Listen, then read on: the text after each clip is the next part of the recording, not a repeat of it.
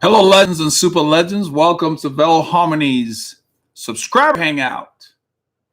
It's 12:30 p.m. Central Standard Time, 10:30 p.m. Pacific, and the rest of you all over the various parts of the world. Welcome today. Hope you guys are getting ready for the weekend. I want to start. There is an email I received from somebody, a guy named Jason Hinton.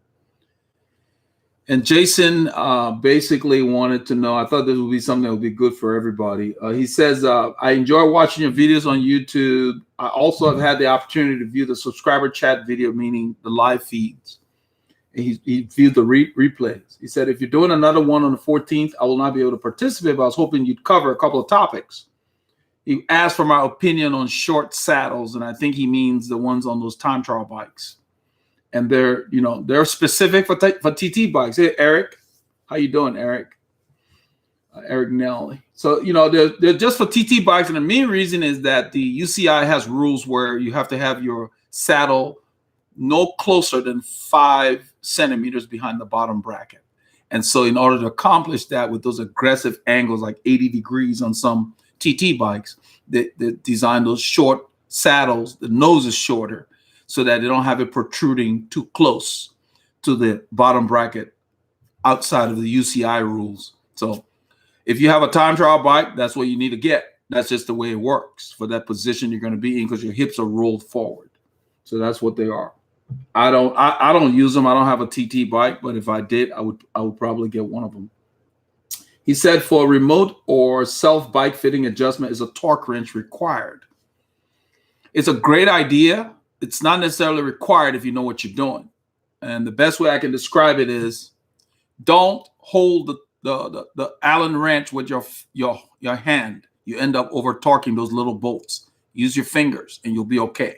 Turn them till they stop if you don't have a torque wrench. Once there's no movement with your thumb and your index finger, or even if you're going to use 2 fingers, you're done. They're tight enough.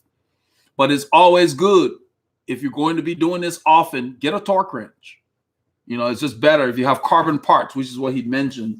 He said, my bike is carbon with a carbon steerer tube. So yeah, you don't want to over tighten that, the stem and so forth. Hey, Chris, how you doing? So yes, you want to use, wherever possible, it takes out the guesswork to use a torque wrench. But even with a torque wrench, if they tell you it's 8 Newton meters or 7 Newton meters, I always come in 1 or 2 under what they post. So if it says 8, don't go more than 7. You don't need to. That's plenty tight. It won't come. Well, reason why I like torque wrenches is to take the guesswork out of it, and you're not going to have creaking over time as you ride. When you don't do it right by feel, then it can loosen and it cause your bars to creak, and then safety can become an issue. But when you're dealing with little bolts, just make sure you turn them without using your entire fist. That's too much torque. Use your fingers until they stop. When they stop, that's enough for the most part if you don't have a torque wrench. What is your opinion on aluminum bikes? So what I did, I gave him the link to the video that I made for that question about the different bikes. And he says that I praise tie and steel. What do you think about aluminum? So that will be answered in there. And thanks for reading. He said, I greatly appreciate it. If you can't get to it, I understand. So I was able to get this in before we got started. So yes, as far as the bikes, since he's going to be watching this replay, I personally prefer steel. I have 2 steel bikes and I have a titanium bike. They ride differently. I can't compare them. They're just different animals. I've tried a carbon bike. They're fine too. My problem with carbon was the one I had just had a dead feel after a while. It wasn't as lively as my titanium or my steel bike. It wasn't heavy, but it just wasn't lively. So I don't know, maybe it had to do with how Calfee made that one. So every carbon bike is different. Every tie bike is different. Every steel bike is different. You have to make sure you get the right kind of materials in the bike you want, because they don't make every steel bike the same way. So if you're doing it custom and you get a good builder, he can lighten certain areas where you don't need the reinforcement, and that gives you a livelier feel. I've had a titanium bike that was really dead. Those of you who've been on the channel know it was made by Independent Fabrication. They just made a bike to cover themselves from warranty, in my opinion. It was just too dead. They used heavy tubing everywhere, and whereas Kish did not do that. So it's a finicky thing with bikes. So take your time, do the research before you spend your hard-earned dollars. Eric says, I've measured my inseam and he's multiplied by 0.883. He set the saddle height, but it feels like it might be low. Does flexibility affect saddle height? No. Your saddle height has to do with the leg length, and you're using 88% of it. The 0.883 assumes that you're using toe clips, meaning the old style, where you put your foot back in the day in that thing and pull the strap. Chances are you have a clipless pedal, so you need to go down 3 millimeters from the measurement you got. So that means it's 0.883 times your inseam minus point whatever, because you're dealing with millimeters now, not centimeters. You want to take out 3 millimeters. So point whatever the 3 millimeter from whatever you got, minus 0.3 from there. Now, go back and triple and double check that when you took your saddle height, whatever you used was touching your bones that you sit on, the ischiopubic rhombus. A lot of people don't place that. They place it wrong. And so the measurement, if the measurement's off, it's going to be off. Now, if your saddle's been high, it's going to feel low when you get to the right saddle height initially. But what you're going to notice is that you have more power because you can now pull back without rocking your body.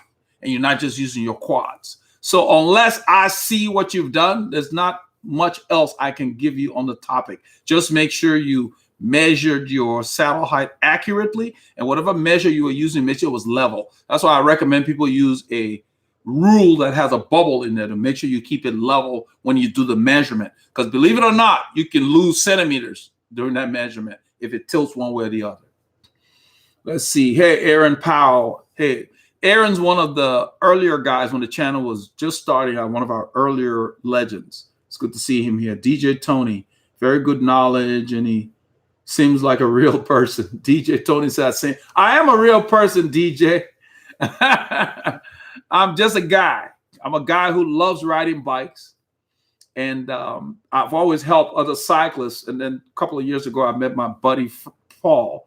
And Paul suggested I start this channel because I usually help the local guys here. You go on a ride and you see somebody struggling, and I would come over and let them know that, look, it's okay to let these guys know. Don't kill yourself. And I would see things that they were not aware of and just say, you know, this bike doesn't look comfortable for you, and so forth and so on. So I always help people. I just didn't do it on YouTube. And so in 2016, when I helped Paul, who had a bike that was just didn't fit him, and he was riding in pain. And once I helped him, he was just blown away. He said, you need to open a channel and help other people. So this was his idea. I was hesitant at first because I didn't know anything about YouTube. And this was not something I really had done before. And what has happened is, thanks to guys like Chris Roxbury, Jose Santiago, a bunch of other guys, Russell Baker, people started supporting the channel through Patreon. So I've been able to spend more time on it, and I'm really enjoying it. This is what I love to do. That's what you feel when I'm doing this. I really enjoy doing it. So my goal ultimately is to be able to do this full time and help more people. So what I started to do was I built a website. You know, I got the website built up, and then I put services out there, and then people started getting fits like this gentleman was talking about. He measured himself. So I do remote fits because people ask for that and say, hey, I got a fit locally, but it's still uncomfortable. The guy said I need to ride into it. That's just one example. So people were having all these nightmarish things where they paid their money and they were getting fit. And I explained that it's unfortunate because we don't have a fit school to where you can get certified and all of that. So anybody can call themselves a fitter. And that's why I came and put these fit videos out here. So people watch the videos, and that's my credibility. That's my Palmares. I mean, you watch the video, it just makes sense in the way I explain it. So even if you don't believe, you can say, I'm going to at least give that a try. That's what it does. That's my style. It's just explain it to where you have to at least consider trying it, even if you don't believe it. And that's what has happened. And so this channel kind of gave the credibility for people to go to the website and say, yeah, I like what I saw on YouTube, but I don't want to do it myself. Can you help us, even though we're not in Houston? Because I do a lot of local fits here. And these guys, they've been posting reviews on Google. I finally got people started posting reviews on Google. I didn't know that you could just get a link and set up your business link and so forth. So I just recently did that. So I got about 5 or 6 reviews out there, and they're all pretty good reviews.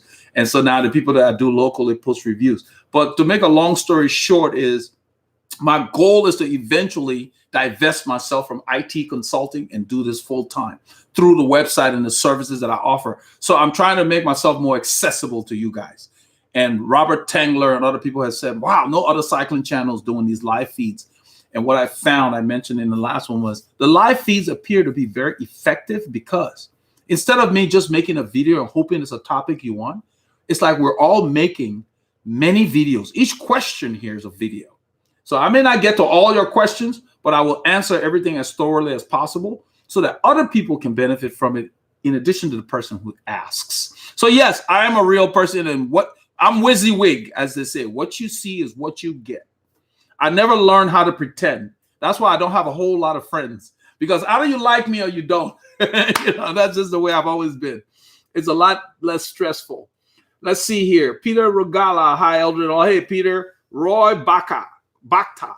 Hello, Roy. And then let's see. Aaron. And then we got DJ. That's the guy who said, seems like a real person. Randy Hongo. Good morning. Here, Randy. John Leon or Leon from Spain. Okay.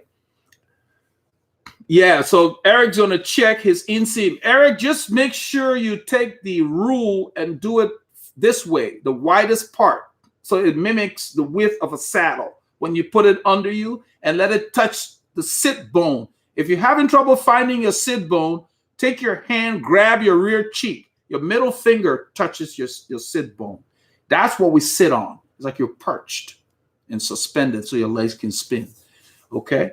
And if you're still having a problem, then go to the site, send me an email. I will send you a coupon and give you a discount on our remote fit so you can sign up. I have to do that. It helps me manage my time better. There we go. Let's see here. So DJ Tony, I meant you're a good person. Okay. Real. Okay. Real is like the word dope. And so real mean, I got you. Real mean. Yeah. Well, I mean, I try my best. We all got our flaws. I'm just me. I'm just, down to earth, and I like people. But I don't like, I like people. I can't stand crowds, if you know what that means. Like when you go to football games and it's like, I'm always the guy who tries to sneak out early, so I don't have to deal with the crowds. Yeah. So let's see here. Don't believe in your own hype. Good morning, legends and super legends from down under. The land down under is 5:37. It's already Saturday, man. You're getting ready to go get some K's in, I hope. That's cool. It's a time machine here. Aaron said, have you got any plans to come right over in the UK? Not right now at this time.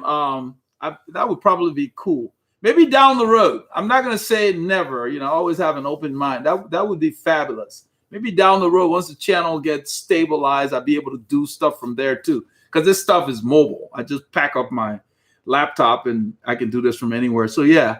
I've never been to the UK, so it would be cool. Let's see. DJ says he's right. These live feeds are great. Yeah. I mean, the metrics show that. You guys show that. People are they're going to the website, sending messages, just letting me know, keep it up. And that's really good. But basically, the metrics speak for itself. These and the group rides are like in the top 10 on the channel. And YouTube does that on their own. You just go and click on it. So you see what's working. And that's it. So you guys like these and you love the group rides, and together, yeah, we can even discuss things from the group rides. There's nobody else doing it. So I don't know what made me start it. I guess YouTube turned on the feature, or I think we're doing a beta test and it just took off. So yeah, I'm glad we're doing it. This is definitely it's better than doing a video because even though I have a lot of stuff to cover, this way we're covering what the channel people are interested in. Okay, let us see here. Let's see. DJ said, I know saddles are different for anyone, but what saddles do you use? Oh, I use the SMP Dynamic on all my bikes. I have used Flat Italia, Physique Arione, Specialized Roman, all of them. They're all good in their own ways, but once I got to the SMP, I have not looked back. It just works really well. Doesn't mean I can't ride other saddles. But where I am right now, that saddle just works great. I've been able to fit myself. The Specialized Ramen was my least favorite saddle. It just seemed hard to get comfortable on. And I'm a very flexible guy, so I picked saddles that are supposedly made for flexible people. Like the Aero was fine, but I just love the SMP. It's almost like once you get it right, you just forget it.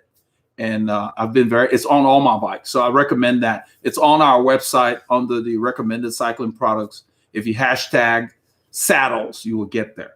But I got the recommendation indirectly from Steve Hogg. He's a bike fitter in Australia. I was looking for saddles to try, and he has a blog where he wrote about it, and he put so much just scientific detail and just telling you to get it. And that's the way he is. His stuff is very complicated. He doesn't get down to where the average person can get it real easily. He's too, how can I say?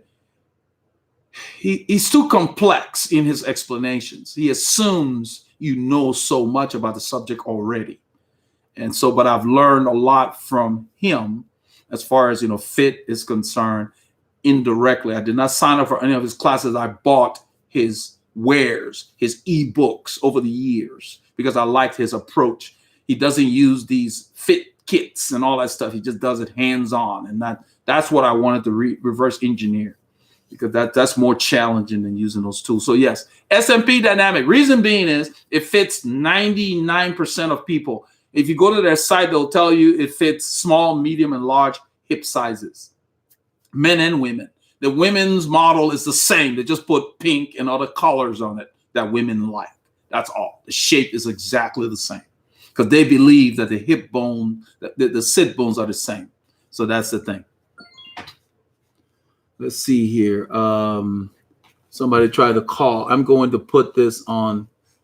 I forgot to put my phone on Do Not Disturb. Let me do that right now. I always do because that way I don't have to be interrupted. There we go. I love this feature. Do not disturb. So when the phone's locked, everything's silent. Sorry about that. All right, let's see here. He says, some saddles have openings in the seat tub. Do you recommend this type? That's what I have. The SMP has a slit in the top. Now, I've ridden the ones that did not have them, and I was fine. But I don't see that being. I think it's like an improvement to have that slit. It gives you more room when you actually roll your hips and you get in the drops, as far as your perineum and soft tissue. They just have they have a little bit more room. So it's a good idea, but it's not something that you have to have if your saddle doesn't have it. But they're getting more prevalent nowadays. So the SMP I have has the slit in the middle.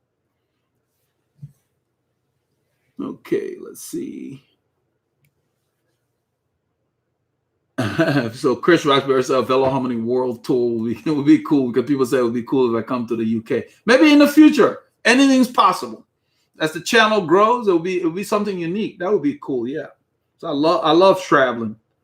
So Mensur says, just to say hi to you, Elle, and everyone, I will watch and ride on rollers. Okay, Mensur, that's cool. That's cool. Don't believe me. He said, would you ever tour down under? Apparently it's popular for cyclists and newbie cyclists here. Yeah, down the road, yeah. Australia is a real big mecca for cycling. I know Adelaide is. There's a guy, Dorian Ryder, that usually posts some rides when the pro teams go to your area in January for, I think, the tour down under. He posts, like, they get with the pro teams, and I would watch that from time to time. I don't watch him like I used to a long time ago, because the language he uses, I can't watch it around the girls. And if I'm watching it on the TV, it's playing. There's no way to know when he's going to drop an F-bomb or whatever. But it just seemed, so I got tired of that. That was my reason. Some of his stuff was pretty good. Let's see. Murky Blaze says, have you tried any Aero helmets? Yes. When I used to race, they would give us stuff for the race, but I didn't keep them because they were hot. Now I'm sure they got better ones for time trials. And I was on a team, and they provided the stuff, and we'd wear them. They looked real fancy, had little slits, but they were hot. They were uncomfortable. Supposedly they worked. I would only use it for the time trial. The longest time trial I would do was the 40-kilometer time trial, which is common in the U.S. But they're very hot. Nowadays, I'm sure they have better ones. I don't own an Aero helmet for time trialing, but the Giro Synth and some road helmets are supposed to be Aero as well. Nowadays, even I think Kask has a helmet where you can close the middle when you want to invoke more Aero, and then you can open it for more cooling. So they're okay. Don't get hung up on that though. Work on your engine. Then you will be able to really benefit from Aero stuff. Don't make that a priority unless you have an event that you're competing in and you want to get the best possible time with your current fitness. I don't get stuck on Aero. I focus more on being comfortable, because when you're comfortable, you can put out more power, and you will get Aero because you're comfortable. You can get low. So I can ride the drops for a long time because my fit is there. There are a lot of riders who don't ride their drops because their bars are not set right. And then you can see on their tape on the bars where it's chewed up because they spent all their time up top. And it shouldn't be chewed up even if you do, if it's set right. But the reason it's chewed up is they have so much weight on that spot. So fit is important. Get comfortable on your bike and ride your bike, because when you're comfortable, you look forward to riding. We plan on doing about 160 kilometers tomorrow, 162.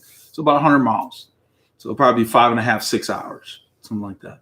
Let's see here. Alpine Ibex, a playlist called All Videos Will Be Awesome on Your Channel. App does not have an option to play all videos. Yeah, but that would be like 400 and something videos. I don't know if you want to do that. What you may want to do is just go to the playlist you want and say play all. It should do that for the playlists that are out there. I don't know if I want to do a playlist of every video out there. 400 and some videos, that would just be so huge. So maybe start with the sub playlists that are there. Like if you want to see all the group rides, you say play all. The app should be able to do that. Alpine. Because yeah, YouTube doesn't give you that. You can build one that has all videos. I don't know. Maybe you guys, if you think it's a good idea, it doesn't take long to do. I can just tell it to put all videos in the playlist, but that's just like watching everything on the channel. I doubt if you finish that. I don't know.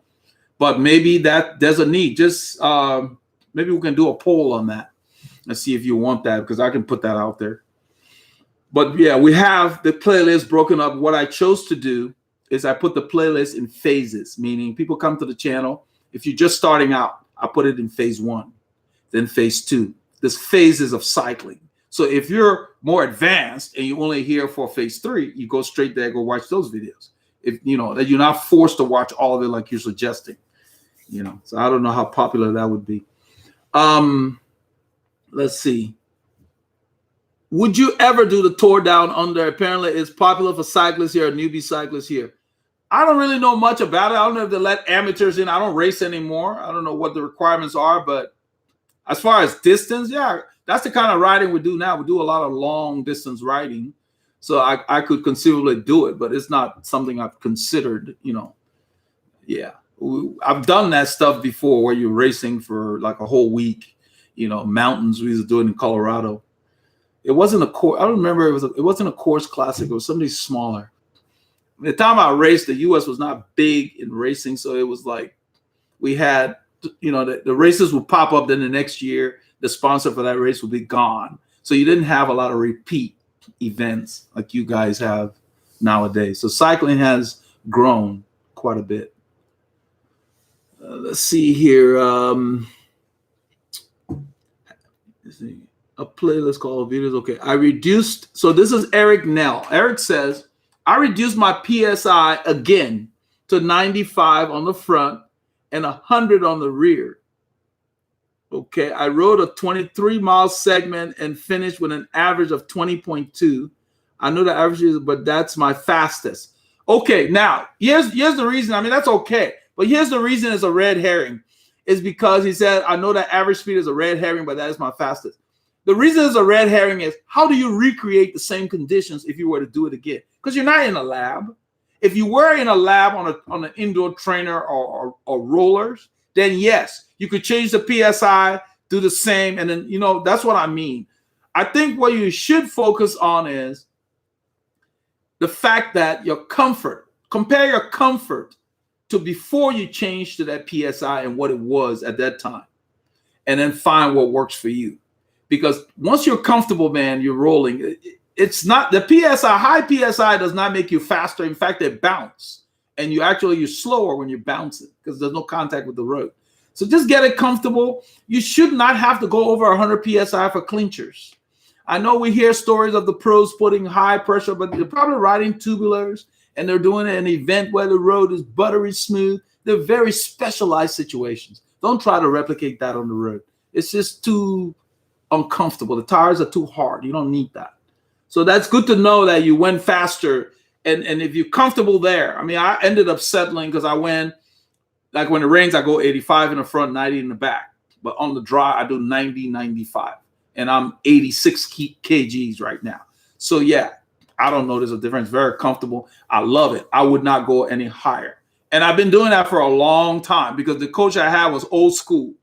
You know, I started at 100 because I didn't believe him back then. We used to do 110, 120, all that crap. I started at 100 and realized it was better. It was fine, more comfortable. And I ended up with 90, 95. And there's quite a few riders that do that. It's not unique. 90, 95 is not that unique. I think the word's out or it's getting out. You know, so you don't need very high PSI. You enjoy the suppleness of the tire. You really get to hear it sing. It's really beautiful. Let's see here.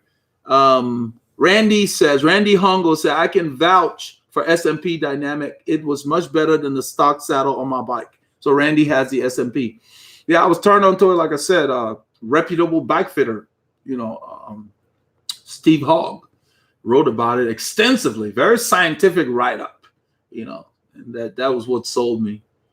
DJ Tony, let's talk bar tape, okay? A lot of people are all over the place. Personally, I prefer the lizard skin, but is there much difference in comfort between cork and expensive, thicker tape? Even if the expensive tape were free, I wouldn't take it. I want to feel the bars. That's how I am. I use leather tape. I use the Brooks leather tape. You can get them for like $55. I think I have them on the site there. Sometimes they sell them as much as $70 some. Why do I like the leather tape? They're low maintenance. I get black tape. It's just low maintenance, and they last for years. And you can reuse them if something happened and you needed to unwrap them. If you know what you're doing, you can reuse them. But they age very well. They have what we call patina, and they feel comfortable, and you can feel the bars. I want to feel my bars when I'm riding. I like gel tape, all that stuff. I've never had a need to try them. Unless you're trying to solve a problem which should be solved with fit, you don't need all that stuff. You're not going to find a lot of racers or very experienced riders with thick tape. A lot of riders that are old school probably still using what we call cloth tape. You guys may have heard of it. It's inexpensive and you can wrap them. I mean, because they want to feel the bars. You know, that's why a lot of riders, when they're riding alone, will ride with bare hands. It just has a better feel. You really get to feel the bars. When it's set up correctly, you look for that feel. So now, you talked about the comfort between cork. I have tried the cork tape. I didn't like them. They seem a little too bouncy to me. So I've tried them. You know, Chinelli used to make, that was the big thing, you know, back then. But I've always liked just a simple tape. So like nowadays, I believe Physique has a really like a 2 mil tape. Those are the kind of tapes I would consider. But I just use leather tape. I use the Brooks. Put it on there. They last for years. They don't tear on you. So if you're having trouble with tape tearing and wearing, that means you got too much weight in that spot. You go back to your fit. You shouldn't have to be buying very expensive tape. Anywhere from 19 to 45, $50. It's a good range. You start going above there, you're throwing money at a problem you need to solve differently. So no, I don't think that you get your comfort from the tape. You get your comfort from the correct placement of your bars. Eric Nell, I had the SMP Hell and liked it. I guess that's a model. He said, I felt like I was sitting in the saddle. Then he said, mine got damaged, and unfortunately, I can't afford the dynamic model maybe one day. The dynamic is not that expensive anymore. Especially last year's model. They came up with a new one where the SMP letters are big, and so they're selling them up there. But I've seen them for less than $200, And for a saddle that will last you for years, that's pretty good. They're not the lightest saddle out there for those weight weenies, but I'm not a guy to look for the lightest stuff. I want something solid. I'm hard on stuff, and I want it to just work. I don't have time for things to break. I have very limited time to ride. I ride lots, but it's a bucket of time. That's what I got the time for. I don't have time for breakdowns. So like today, I've already done my maintenance on my bike. Maintenance meaning just check stuff, put on the stand. It's ready for the weekend to minimize surprises.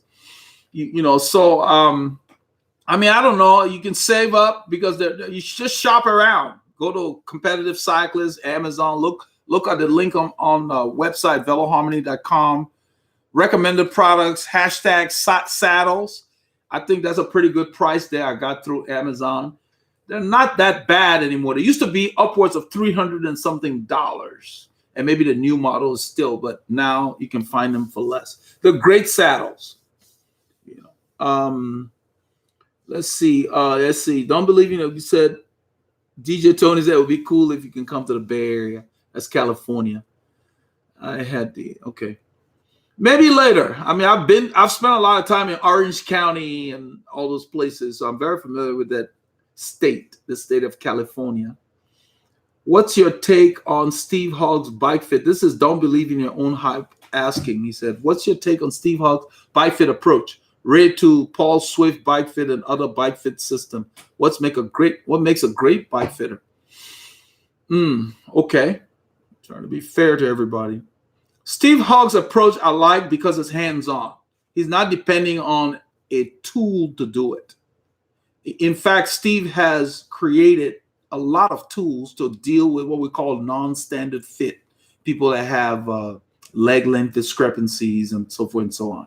And he's created some shims and different things. So he's been doing it long enough and was frustrated with what was out there. So he's built things to address the non-standard challenges when people have had injuries and so forth. They're harder to deal with that way. So I like his approach. It's hands-on. He can look at you and see that you're off. And that's the way I do my fit. I do the measurement as a guide, but then I confirm it with my eyes. I can tell when someone saddles high, even on a ride. You guys have seen me point it out. When I talk about the knee is accelerating. What we mean is in the fit world, the knee accelerates when the saddle's too high. It falls too quickly. That's what happens. And you can injure your knee. Imagine walking in the woods, not knowing there's a hole there, and you step in it. That feel. That's what happens when your saddle's off sometimes to some people. So we see that acceleration on the downstroke of the knee. It's not consistent. And then we say, oh, whoa. Because if you keep riding like that, you start getting aches, the ligaments and the tendons and so forth. They get strained. So I like his approach of not depending on putting electrodes on people. And people have a tendency to fall for that. Oh, I had a red tooth fit. I talked about it before. It means nothing. Who did the fit? That's what matters. You're talking about what do you look for in a bike fitter? Did that person explain to you what they were doing? Because the fit becomes yours. As they're going along, are they explaining why and what they're doing? That's what's important. Are they soliciting how you feel? Did you leave there feeling good on your bike? If the fitter ever tells you got to ride into something, that's a red flag. You never should have to ride into anything. They should address it. When you leave the studio, you should be comfortable. And I'm not talking about bike shop fit. It doesn't mean bike shop fits are bad. There are fitters that work with bike shops and have studios in the bike shop. But if you don't know the background of that fitter and you just go to the bike shop because the bike shop is in your area, you don't know who's giving you the fit. They may not be very experienced. So it's critical that you understand the quality of the fit you're getting based on the experience of the person doing the fit. Because not everybody's very good at it. And if they're just doing it and not saying anything to you, then they tell you, oh, yeah, you'll get used to it later. You shouldn't accept that. Let's see here.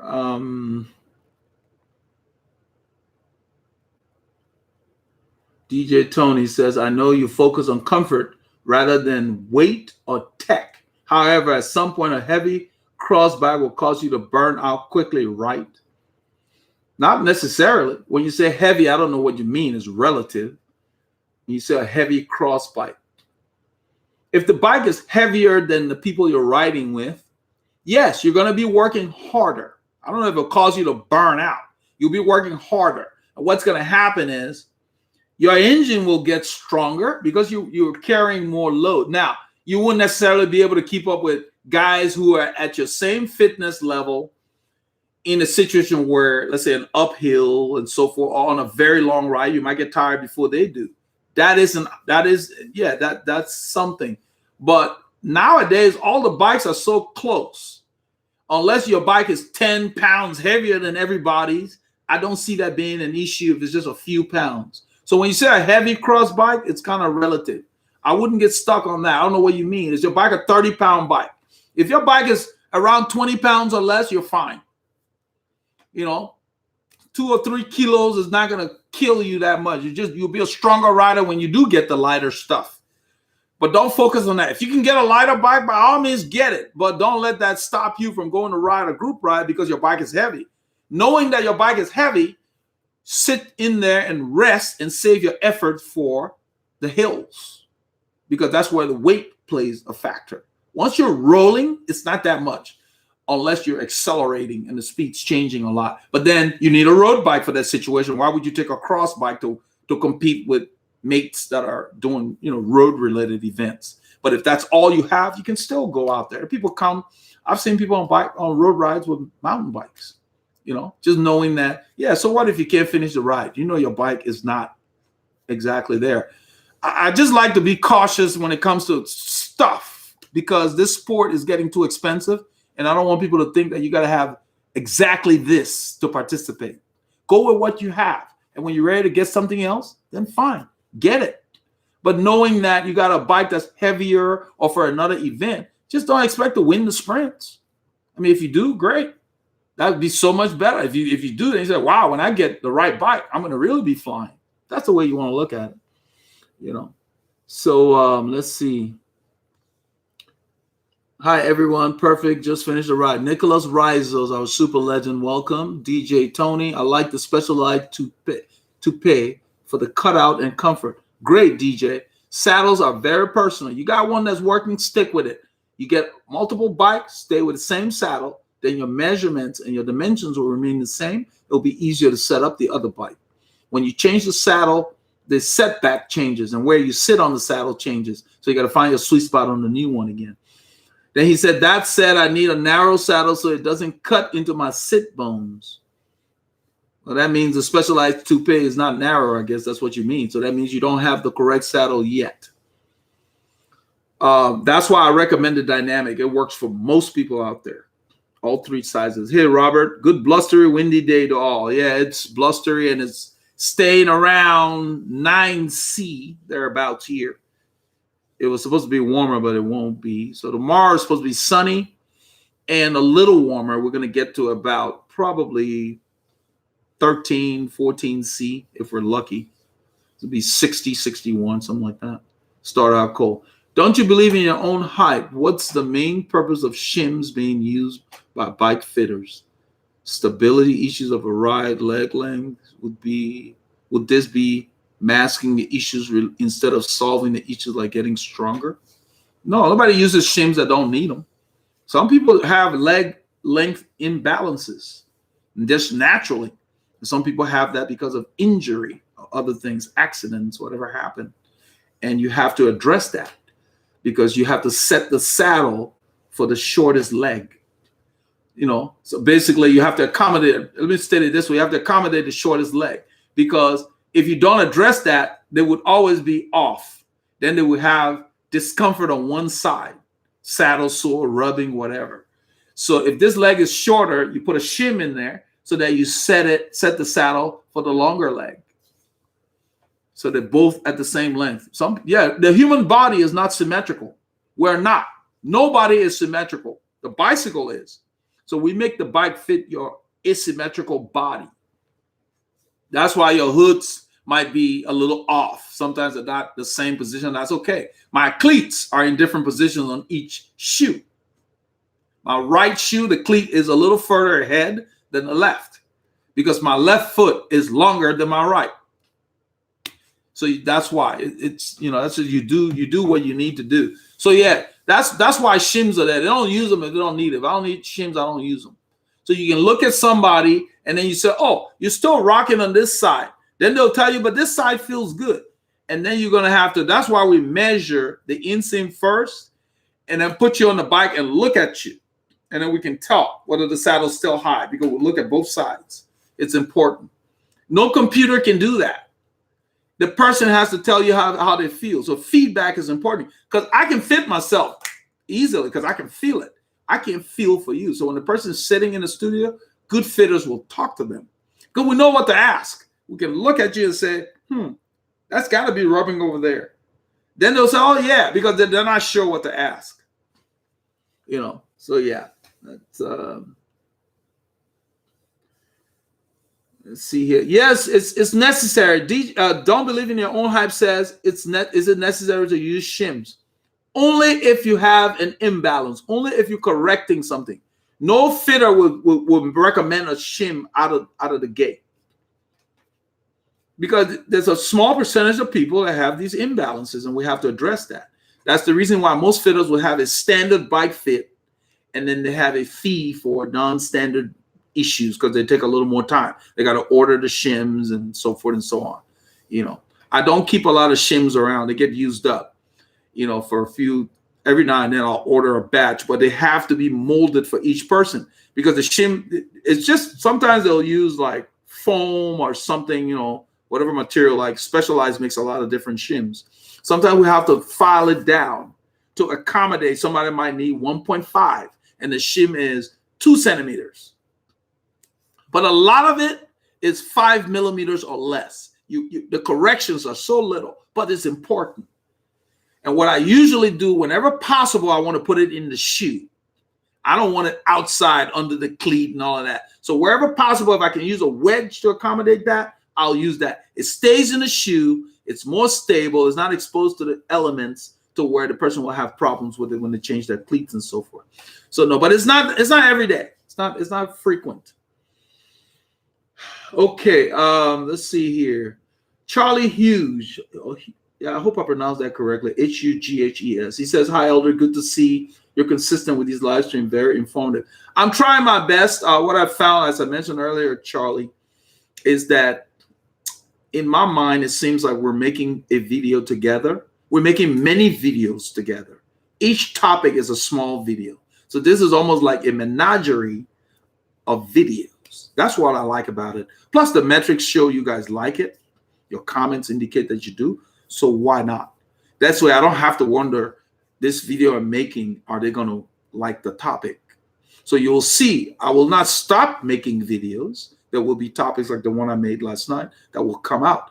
But I've worked this into the rotation to where it's manageable now that we can continue to do this. And that's kind of great. Plus, the great support from Robert Tangler and the other people that take advantage of the super chats, which helps me devote the time, you know. So those of you who are out there, you know, whenever possible, we appreciate some super chats. Let's see here, because we can't get to everybody. I try to keep it at 2 hours. Not too many people will watch a replay longer than that. I just don't have that buffer of time. So 2 hours is reasonable for now. That's what we'll do. So we're doing good. Let's see here. Who do we have? DJ Tony says, so it was my wrist of falling asleep. It's probably a bad bike fit. I can't answer the question that way. I wouldn't say it's a bad bike fit, but keep in mind that a bike fit is dynamic. Everybody's fit that I do, they get 30 days because in the studio, they'll tell you, oh, yeah, I feel great. Or I look at them and they're fine. And I tell them, you need to ride your bike and give me feedback. So maybe it doesn't mean it's a bad bike fit. Maybe what you felt indoors for the moments that you were there was different than when you got out on the road. And so the fitter should allow you to come back for a follow-up. You know, they should have given you a follow-up. You know, most good fitters will give you a follow-up. Everybody gets a follow-up. So that way you can go back and get that tweaked. Your wrist going to sleep tells me that you're putting weight on your hand, on that hand. For whatever reason, it could be the saddle. You're trying to unload the saddle. You could be trying to unload the cleat, or your foot is uncomfortable. That's the way the body works. So if it's your left wrist, Something on the right side you're not happy with. If it's the right wrist, it's the other side. That's the way the body works. So you're pressing down on something when you're riding so you can release the place you don't like. That's what's happening. Then it cuts off your circulation. That means your weight is not happily on the saddle to where you have an aha when you sit on your bike. You see me on my bike. I'm like this. My shoulders are not like that. I'm like this. No energy is being wasted on my upper body. My legs just work. That's what you're looking for. Okay, so yes, your fit needs to be reviewed. And I don't know who did your fit, but I wouldn't say a bad fit. It's a fit in evolution. Let's put it that way. So let's see. G7R611. He says, I prefer thin, sticky rubber tape. Good for all weather. Yeah, I want to feel my bars. When your bike is set up correctly, even if you're in the house and the bike's on the trainer, let's say you're changing the tape, the naked bar feels good. That's when you know your fit is there, because you have no weight on it. It's just resting there. So yeah, you don't need all that gel stuff and all. They have gel saddles too. My buddy Paul, when I met him, had a gel saddle on the bike. That's the first thing I took off. And we got a saddle that was shaped like a flight, like a Cell Italia flight style racing saddle, which they had told him was uncomfortable. That was what we put back. He couldn't believe how comfortable it was. I said, yeah, that gel stuff, there's too much stuff under there. So your saddle height would change and you got more crap you're dealing with. You know, you don't need a lot of stuff on the saddle. Just a light padding, because you're not planting too much weight on it. When you're going hard, you put your weight on the pedals. And that saddle should just be just under you, kind of just tapping you a little bit as you ride. Then your bike just floats. You know, it's like a musical thing on the road, you know. So yeah, a fit is really important, and I feel for people who don't have it, and you know, that's what I used to help people with, kind of give advice. Not everybody takes it, but before I started the channel, so I'm glad this channel's here to help people worldwide.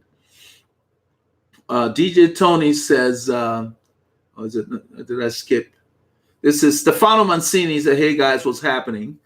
And Michael Fernandez from the Land Down Under says, hi, Elder. I remember, because every time he always says from the Land Down Under when he comes in. So DJ Tony wonders if his saddle is also up too high.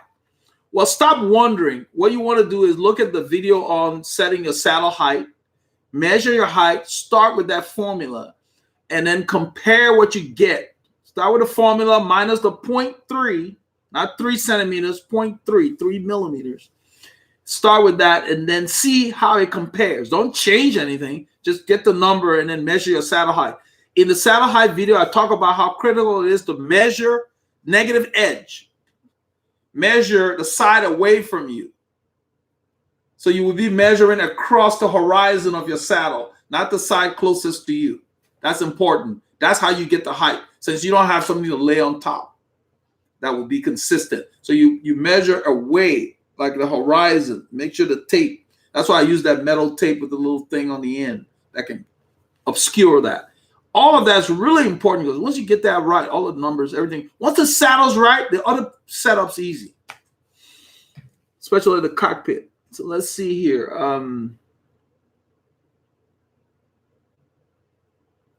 Don't believe in your own hype says, what's your take on power saddles by Specialized? Is there a saddle where it's compatible for cycling and triathlon, or is it better to have other seat posts for each? For a triathlon, you probably need a TT bike, unless you're going to use a road bike in your triathlon. So if you get a TT bike, the setup is different. The angles on the bike's different, because the setup is for your hips being rolled. A lot of them use like 80-degree saddles. I just did a fit on a guy last week. I checked his TT bike. It was 80 degrees, and he had a short saddle, and so we dialed him in. But it assumes that you're going to be on the bar, so it's a different position. Your hips rolled more forward. So it's not easy to use the same bike, but unless you can ride the same bike on the road if that's all you have. But for triathlon, I would recommend you get a TT bike, because you're riding alone for so long, you might as well take advantage of that position where you can close the hole in front. It's just more comfortable. You know, because the road is like, what, 100 miles for the Ironman? I mean, they got smaller events where they do less, but yeah, that's the way to go. Let's see. DJ Tony, around 20-pound bike, I consider heavy. DJ says it's cross. My Colnago is 21 pounds. And I ride it consistently with guys that have 16-pound carbon bikes with no problems. You know, we have up to what, 6% climbs thereabouts. I don't worry about it. I love the ride. You know, it's not the lightest bike out there. And this is the bike with, the reason it's 21 is I got it with a steel fork. I did not get the carbon fork that they offered. I wanted it to be a traditional bike because it's the Master X Lite, whatever. People lighten theirs with the wheels they put on there and then the carbon fork that Colnago does offer. I went with traditional stuff, so it's 21. I could lighten it, but I don't really care. So yeah, I ride, most of my bikes are heavier. All the guys you see me riding with my bikes are heavier than theirs. The orange bike's about 17. The blue is about 18. The Colnago's 21. Combination of the fork on the Colnago and the fact that I just use standard road wheels. Nothing, no carbon, no nothing. If I were to invest in carbon wheels and change the fork, it'd probably be 17 and a half, 18. But that's not that significant around here. If I were doing a mountain time trial, then weight would be an issue and I would ride the orange one. Don't get hung up on weight. Just make sure your bike fits you. You're going to be fine with 20 pounds unless you're doing an event where you're climbing mountains all day. That's when you lose time due to weight. Once you get that thing rolling, you're fine. Unless you're doing a lot of acceleration, and it's going to make you stronger. 20 pounds, not heavy. You know, the UCI limit is what, 16, I'm guessing. So that's 4 pounds. Yeah. A lot of the guys running around with the zip wheels and all that. They got the light bikes that still get dropped. So you just got to get yourself in shape and get that out of your head. You don't need the lightest stuff. Get a bike that fits you and that's durable so you can ride more. If it breaks all the time, you're not going to be able to ride. You're just going to be hassling with it. So don't go for the super light stuff. Not necessary. You're worried about weight? Take one water bottle. You save, what, a pound? So, yeah, don't get hung up on that. Just get out and ride. Now, if you get the dollars and you want to get a nicer bike, get a bike because you like it. It's going to fit you. Focus on the dimensions, not just weight. Weight is not the only thing. The handling, the geometry, you know, how's it going to ride, the feel. That's important. It's got to weigh something. You don't have to have the lightest bike to be competitive. Now, at the top levels, UCI, yeah, that's when they get to work. But even the pros, if you watch some of the GCN videos, some of those guys add weight to their bike because the frame comes so light. They got to add weight to get to the UCI limit. And some of them are over the UCI limit. Not all of them are right on the limit. So they're not that obsessed with making sure they match. Not every bike in a European peloton weighs the same.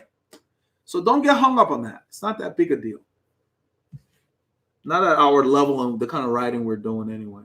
So let's see here.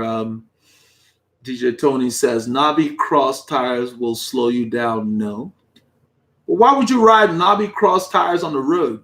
They're not designed for that. You probably wear them out quicker. They'll slow you down a little bit if speed is your option. The knobby tires are for dirt. That's why they're cross tires, to get through that mud and the sand. That's what they're designed for. You try to use smooth tires in that terrain, you will not be able to. You have to walk your bike. So get the equipment for what you want to do. If you have a cross bike, then get a spare set of wheels and put road tires on it and switch it out when you're doing the road. And save your knobby tires for that event. Your dollars are well spent that way. So, yeah. Dave Feiga, F-E-I-G-A. Do you have any insights about the new GP5000? I see it costs 2 times than the GP. Is it worth to move up? All right. I like these kind of questions. The assumption is that it's a move up. That's an assumption because of their marketing. I personally, from the IT area, I never jump on anything new. In IT, we wait 6 months minimum. Let the other people work out the bugs. So please, don't go waste your money. Think about it. The 4000s, then they went, a 4000S, then they had an S2. I've got the S2, whatever. That's what was out. It was on sale like a couple of years ago. I bought it, still sitting in there. The orange bike, that's what I have on there, Continental GP 4000 S2.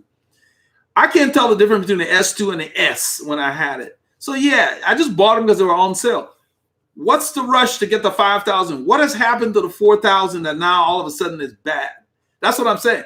If you're the first, you're going to be spending the money that they're hoping to get by pricing it so high because it's supposed to be new and have all these features. The question is, do you believe what they're saying? Can you validate that? So why would you throw money at it? I mean, if you're in the market for new tires and you just want to try it, that's what it is. You're trying it. And you put it on there and you like it, great. It works. You might put it on there and not like it. It's hard to say. You can't go by the marketing. What you have to focus on is Continental makes good tires. I rode the 4,000 S2s. They've got the 5,000. I'd like to try them. But man, like you're saying, why is it so high? So maybe you wait till they put it on sale. Then you try it. That's what I do. I wait. Rafa has sale. I buy it on sale. They ain't giving it to me. It's my money. So wait and try it. I'm not buying the 5,000 until I need a tire because I've got 4,000 S2s sitting in the drawer as backup for the ones that's already on the bike. And it takes a while to wear through them the way I ride. I don't ride over all kinds of crap, you know? So yeah, so please don't be in a hurry. You're not missing out on anything. But if you do want to try it, then yeah, you're going to have to pay that price or shop and see what vendor has a better price than what they might be asking from the main outlets. I'm sure they're good, but a lot of times, like I will use, for example, I've been researching power meters because people ask about it here. I try to keep up. The P1 now has a P2 from Cyclops. Look exactly the same.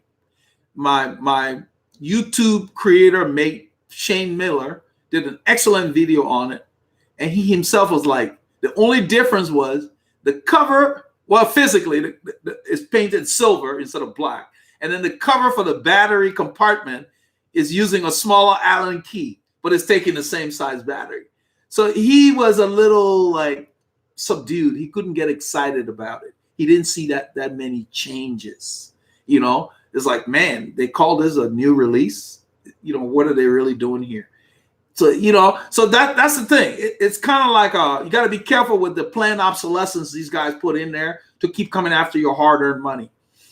So yeah, so you want to try the 5,000 and is this something you want to try? That's okay. But don't feel like you got to pay 2 times as much. Shop around. They're going to make deals. Maybe the end of the year is coming. They're going to have some sales. The vendors get it when it goes on sale and try it. I'm all for that, but I'm not going to just go out and buy something I don't need because it's new. I don't believe just because it's new, it's necessarily better. It actually might be a downgrade. That's why you don't see me riding tubeless. It's a headache to try and get the thing. You got to get a special rim, and it's hard to get on there. You got to put sealant in there and this and that. My YouTube mate again, once again, Shane Miller, one thing about him, he'll film stuff, and good or bad, he films it. He was trying to go to tubeless, and he filmed the failure, basically, of the goo in the tubeless tire that was just spewing out as he was trying to inflate it. He didn't know what happened. So he ended up like ending the review and going back to tube tires because he couldn't finish. He couldn't successfully convert to tubeless tires on his video, one of the recent videos. And I smiled about it, and that's okay. I like his style. He's very thorough about what he does. But the thing was like he gave it a fair shake, and he wasn't able to complete the conversion. So he's still with tube tires now. But my thing is that is it really an upgrade when it's harder to install?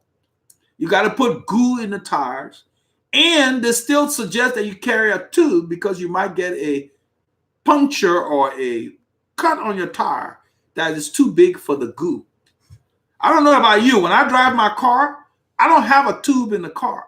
I have another tubeless tire. So what did this suggest? That we ride around like the guys back in the day with a tubeless tire? Anyway, let's move on. So not everything's an upgrade. So just be cautious as you try stuff. Only get it if it's in line with what you might need or want, you know. So, all right, let's go on to Tony Sweet says he's running late. Hey, Tony. Welcome. Let's see here. Let's see. Yeah. Tony. Tony's one of our supporters. Tony is the guy that rides a Velomobile. It is really cool. I did a video about it. It's very aerodynamic. You know, I couldn't get my wife talked into having me get one of those. She said, "You got too much stuff already. Where are you going to store that?" You know, it's like a small car. You know. So anyway, maybe later. Cycling T Holmes. Hello, all watching while painting the dining room. All right, good for you. I did my own paint job downstairs. I did my own stuff because I found that I would hire people. The guy I hired and paid was not the guy that came to paint. He sent his crew, which were guys who couldn't speak English. He didn't come supervise them. I ended up supervising them in the past. So I did my own painting. So good for you. Good for you. Cycling T Holmes. Hello, all watching my paint. That's okay. Then he says, somebody killed me now. No, man, hang in there. It's a big job. It took me like 22 hours. And my personality, I didn't want to stop. So my wife was bringing food and so forth. And so I painted overnight and got it done downstairs. Beautiful, different color schemes. I was really into it. I went to Pinterest and all of that, looked for ideas. You know, we're doing the den, the cave, and the laundry room area downstairs. I have a basement that I run the studio out of. So I wanted to have a theme to do with cycling. So it was really cool. That's why I do some of the stories. I'm going to start doing some of those stories from time to time, the cycling historical stuff. DJ Tony says, why not also add this subscriber hangout to audio only on iTunes, Stitcher, or Google Play? I don't really know how that's done, but that's a good idea. So people can listen to it like a podcast, I guess. I don't know how it's done, DJ Tony, but I will look into that. Added to iTunes. It would have to be some kind of, I was just going to say how to add video to iTunes. It probably has to be a podcast or something. I think that's what it is. I'll do some research on that. I've never done that before, but that's a good idea. I've had people suggest that they want to hear it in the car or something. So yes. Tony Sweet, I get so much from your channel because of you. I have grown in leaps and bounds with me, with my cycling. I hear your voice in my head as I ride. Use your gears. Keep the cadence up. That's my coach used to do that. My coach used to do that to me. He was like, the sprint's coming. You got to stay fresh. Okay, don't believe in your own hype. I read an article. It says when your body changes, so is your bike fit. What's your take on it? Say if you lose or gain flexibility, strength, and mobility or weight. Yeah, it's plausible, but it's not very frequent. I mean, I don't know. When you lose weight, yes. If you have a fit and you have a belly, let's say, your reach is impacted by your belly. And so as you ride and you thin down, you have more reach. So we can tune your cockpit. You will still be close, but yes, that is true. As far as flexibility, yeah, maybe. But as far as where your sit bones are, I don't see that changing too much. I think maybe in terms of your reach, you know, flexibility in the legs, maybe you might need to tweak the saddle. It might need to go up a bit or whatever. So yes, when you do lose weight, there's a need to maybe revisit it, but it's not very significant. But yes, that's why fit is not permanent per se, especially if you're still growing. If you're a teenager, yeah, but you know, the weight issue is a factor, but it's kind of like, I don't like to tell people that you always have to be changing things unless you're having a problem. Only deal with it if there's an issue that you want to address, because you'll be riding along and say, man, I wish the bars were here. Then you know something needs to be looked at, especially when you've come from an issue where you were overweight and you lost a significant amount of weight. Yes. Yeah. You know, your reach is impacted. Flexibility, maybe not so much. I mean, especially for us grown adults, you know, I think more is going to be from the weight. Let's see here. DJ Tony, damn, it is the left wrist. Very good, Eldred. DJ Tony, because he's talking about his wrist. I just guessed. I just did both, DJ. I just said left, and then I said if it's right, it's the other side. If it's your left wrist, that means something on the right you're not happy with. So your fit does need to be revisited. If you can't get to the bottom of it, go to the website, use the repeat customer coupon code and sign up for the remote fit, because you will send me a video and we'll take care of the problem so you're not riding around in discomfort. Yeah. It's just that the body is counterintuitive. We do different things. Sometimes we're not aware of it. Sometimes you don't ride that long to where the wrist gets numb and you think it's okay. Then you start riding more. All of a sudden, after 40 minutes, my wrist gets numb. Well, I already had the problem. It's just you didn't go long enough for the circulation to cut off. All right, so let's see. People shouldn't be discouraged about riding a cheap, inexpensive bike. This is Chris Roxbury talking. People shouldn't be discouraged about riding a cheap, inexpensive bike in a group of people that have very expensive bikes. Focus instead on getting dialed in with whatever bike you have. That is true. And focus on getting your endurance levels up. Yep, I see too many people wasting their money on needless things that will never get them to their goals, and they get frustrated and leave the sport. Yeah. If you spend money and get a $15,000 Specialized Venge, and that $15,000 expenditure causes you to have to work more and you can't ride, that was not a good expenditure. You would have been better off with a $1,200 bike and have 30 hours a week to ride, because now you're going to be fit, healthy, whatever. I mean, you're going to be pumped. Everybody around you're going to be thrilled because you're going to be in a good mood, all that. Man, wow, you spend less money and you got more. It's not the bike that's going to make you fast. It's your engine. Okay? The bikes are so close now, a few pounds here and there doesn't make a difference. It doesn't need to be glitzy or anything. I didn't start out with a custom bike, and my custom bikes cost less than the bikes in the store. My blue frame, $2,000, guys, $2,000 for the blue custom frame you see every day. The titanium is about $4,500. I paid for that.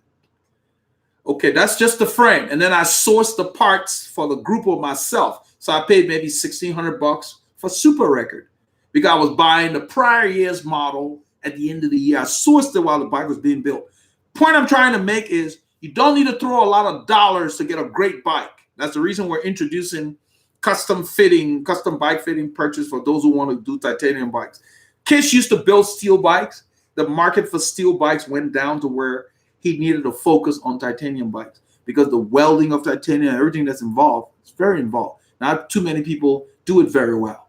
And so he just focused on that, and that's what he's doing. So when I met him, that's all he was building. I wanted a steel bike, and he said, no, I only do titanium. So I bought the titanium bike from him. Then he recommended Lighthouse Cycles. The guy has since retired.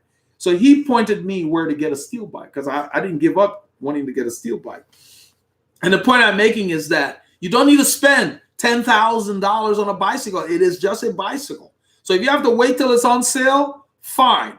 Wait till the end of the year. They're going to be giving them away. You've probably already seen the thing. But get a bike sizing done to know what size fits you so you can be fitted to it. So you don't spend your money on the wrong frame, okay? If you have somebody who can do a bike sizing, great. Otherwise, go to our website on the cycling services. Spend a few $100s to make sure you don't waste thousands on the wrong bike. I've gotten a lot of people I've been able to help, and some people are just, the bike is too big for them. They got this much seat post sticking up, it's just it's not comfortable when it's too big for you. The top tube's too long, it feels unwieldy. So make sure you get a bike size and know what to buy. Michael Fernandez from the Land Down Under said, does your gloves and the padding, I guess, play a vital role? Forgot the Land Down Under part. Okay, your gloves and the padding.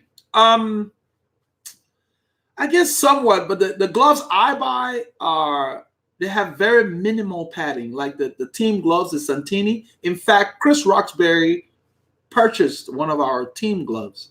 Very, very minimal padding, little light support. It doesn't need to have nothing. I don't buy gel gloves because the gel hardens after a while. No, all my gloves, very minimal support. And most cycling gloves are that way. The quality ones, they don't put a lot of stuff in there because they want you to feel the bars. So they support the areas around your palm and between here, here. They put a little bit, but very little.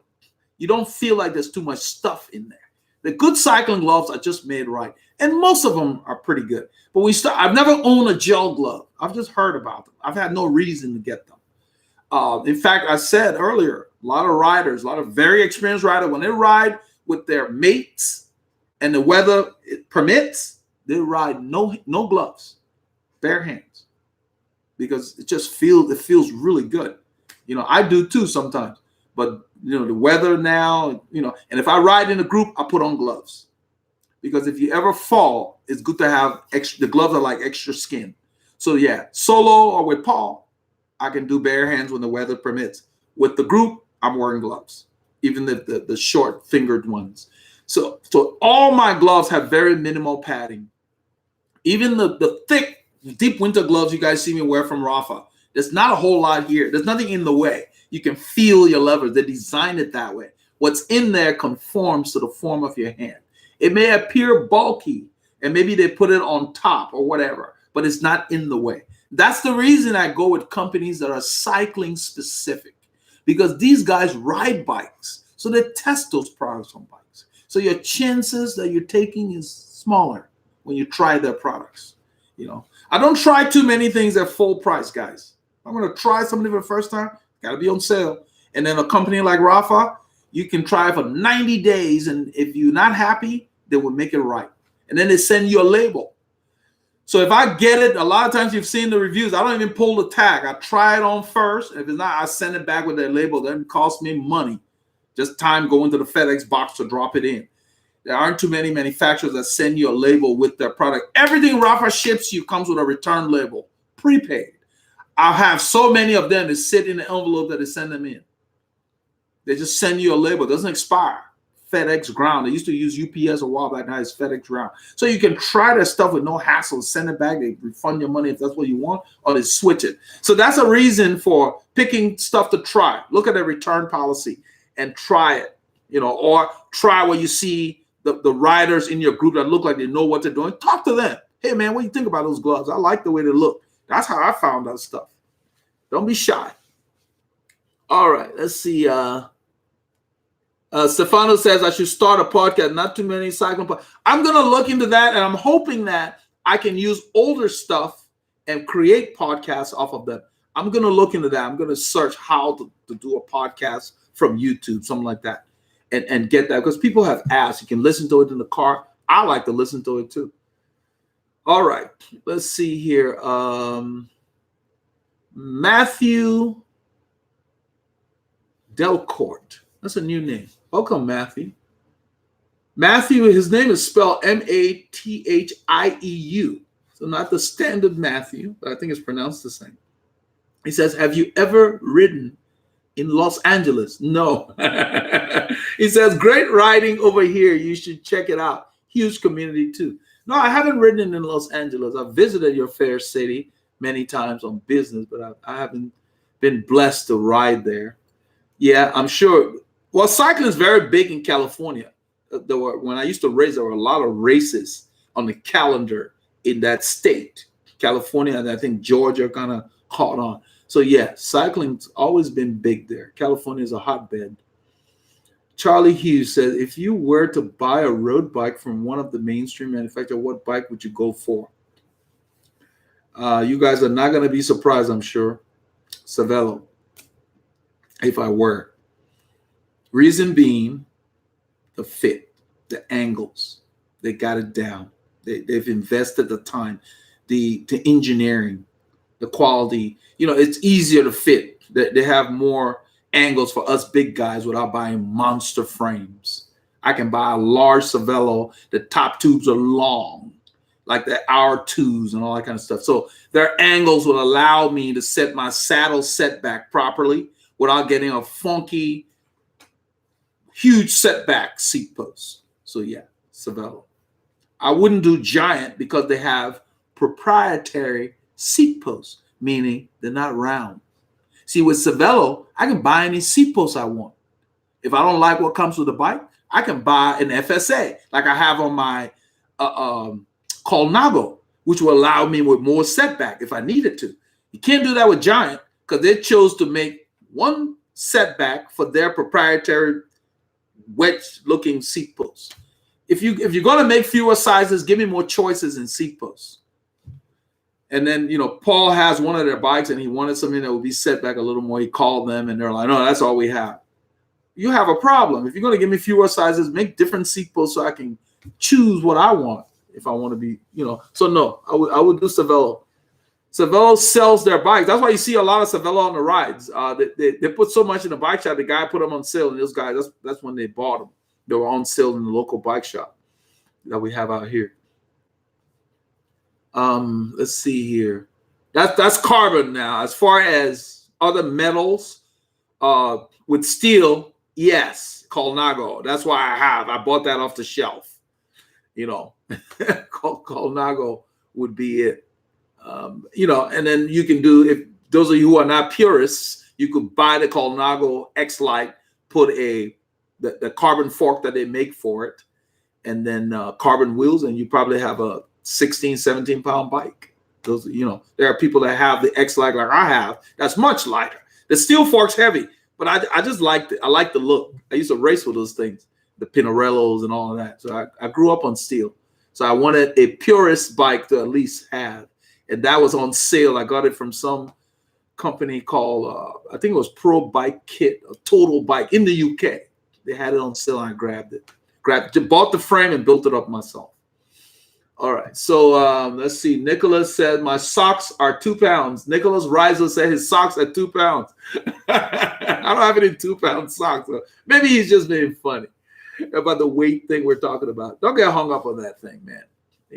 I'm not saying, go get the heaviest bike, but enjoy what you have until you're ready to get something else. Don't feel like it holds you back. Just work harder, ride more. I ride with these guys. My bike weighs 4 or 5 pounds more than theirs. My Colnago, and the blue bike weighs about 1.5 kilos more than theirs. I don't think about it. I just ride. And so I could get it there if I bought carbon wheels. You guys know how light carbon wheels are. If I spend $3,000 on carbon wheels, I'm hoping when the channel gets big enough, these companies are going to send these wheels so I can test them for you guys and just show you these things, because I'm going to beat them up, see how tough they are. I believe they are, because I see these guys riding them over railroad tracks. You guys saw Mark last week sit down over railroad tracks. He's got zips, and they're tough, but they're just kind of expensive. More than my frame, $3,200 more than I paid for the frame, the blue frame. Let's see here. I got Anthony a bike. So this is Tony Sweet, and I think he's talking about his grandson Anthony. We are working on balance as he sits on it. He can now hold the bike up with his feet on the floor. This spring we'll be riding. Cool. Yeah, I'm getting my girls some new bikes. We're trying to find something for Christmas for them. They've gotten bigger, so they need to size up.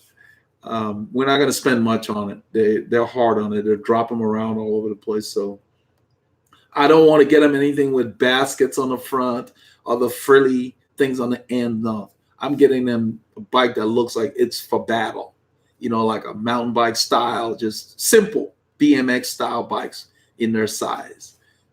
Just hard nosed. My wife's not happy about it, but she gave me the project. So I'm going to get them some real bikes.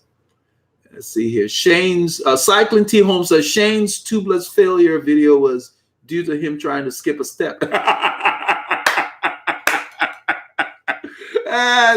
He's talking about Shane Miller that I mentioned about the video. Yeah, I just saw it. It popped up. Shane's one of the guys that I subscribe to. He's in my feed. And so I saw that every now and then I'll look at one of his videos.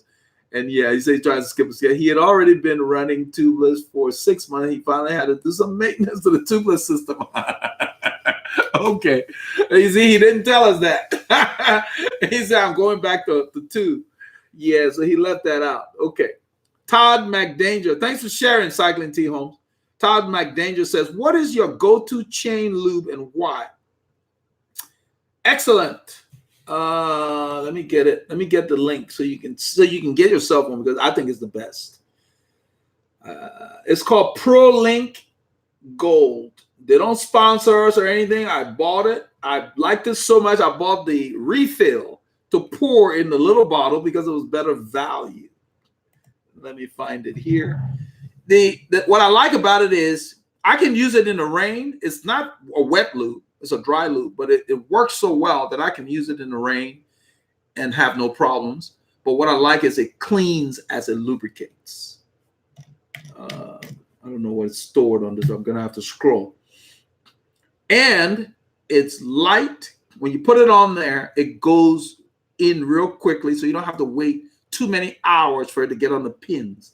Because those of you who may not know, when you lube the bike, you're actually lubing those pins that go in the rollers. This is where the lube ends up. That's what the bike uses. Anything on top has nothing to do with your chain. It's just dirt magnet. That's why you get that black stuff when the grit gets on it from the road. So you drop a lube on each link and let it drop and get in on the pin. Once it gets in on the pin, you're done, and you wipe that sucker. That's why after every ride, I wipe the chain. I lube my chain after 10 hours of riding as a gauge, okay? Because it starts getting a little noisy or whatever, and that's it. And that stuff just works. It brings all the grit from the road. It keeps it out. It doesn't let it go in. The lube pushes it on top of the roller so you can wipe it off. That's why I like this ProLink Gold. It's one of those things where they put it in the marketing spiel, and then I used it and saw how clean it makes my chain. And my chains are 6 months or more old. And they look new. And then they last longer because, of course, I clean them. I'm trying to find it. Here we go. Let's see.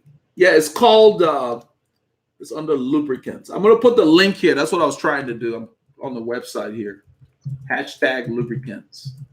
I've been having these guys put hashtags on the website so that what has happened is, as people ask for stuff, I recommend them. I put them on the website, and the list has been getting longer and longer. So when you go there, you just scroll down the page. So I had these guys go back and put hashtags to where I can put a link like this. And it's not just recommended cycling products, as you see there. It says hashtag lubricants. So if you hit that link, it will take you straight to that page for the lubricants, and you'll see it on there. It's called ProLink. It's inexpensive, relatively. It's on Amazon.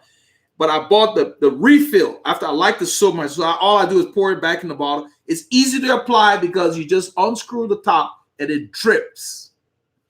It's not gooey. So you will like that. Hey, Paul Elonga was able to join us. Here, Paul. So let's see here. All right. Cycling T. Holmes says he tried reseating the tubeless tires without first taking 2 minutes to wipe the bead of the rim. I run tubeless in the road and haven't had a flatten over 2,000 miles. Yeah. I mean, if it's working for you, that's great. I just it's a commitment. Once you go there, then you have to get all your stuff, all your rims and everything. But nowadays they have rims that accommodate both, I believe, tubeless and not. So that's getting to be less of an issue. So John Leon or Lion, Lyon, maybe Leon. He says latex inner tube versus butyl. I use both. I have the butyl tubes on the bikes that I train during the week, especially or just our solo rides. And then on the weekends, I put latex on the bikes on the tires or the wheels that I'm going to use with a group. They just sing better. The latex tubes with the coupled with the high TPI tires, like the Vittoria Evo is 320 TPI.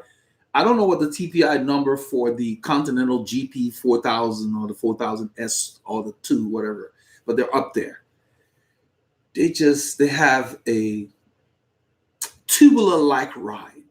That's the best way I can explain it, especially the Vittoria. They call them open tubulars. That's what the Italians refer to them as. Yes, the latex just enhances high TPI tire. Only thing is you got to air it up every day. The butyl, you can go 3 days and air it up before you need to air it up. I go 3 days, I air up the butyl tubes. And they're usually just a few PSI off. The latex, every ride I air it up. Because the latex has more pores, so they don't hold the air as long. But yeah, I like them. I use them. Every time you see me in a group ride, more likely than not, I've got latex in those tires. I still carry the butyl as spare. I leave the latex at home. You know, if I do have it flat, I will use a butyl. And then when I get home, I will switch them out for that tire, for that casing. I don't use latex in low TPI. No point. They're too heavy. You're not going to get the benefit of the latex. Okay? They're great. Yeah, I made a video about them. It's on the channel. Okay, so let's see here. DJ Tony, I can help you with adding audio-only podcast with what you currently have. Oh, okay. That's fine. Yeah. I haven't done it. It can't be that complicated. I mean, I'm an IT guy.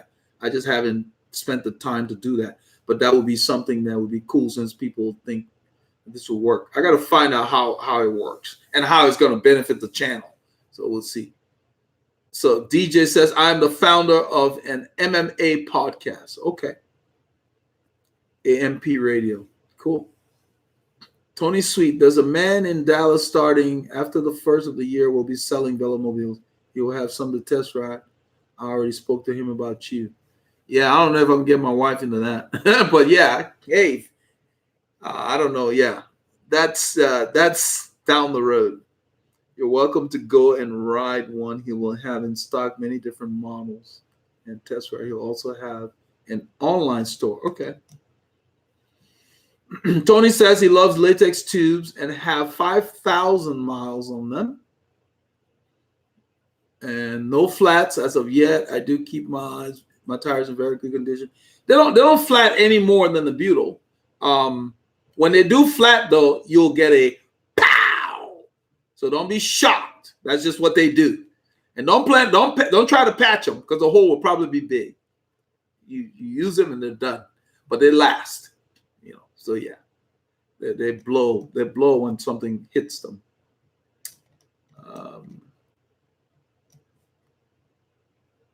So Gabe says, hi, legends and super legends. Welcome, Gabe. We've got about 34 minutes left. We got some time. We all need a friend like Paul. Yeah, man. I'm very fortunate.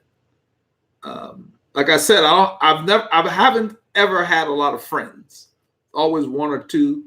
It's an investment of time. So I've always focused on quality. And you know how things work.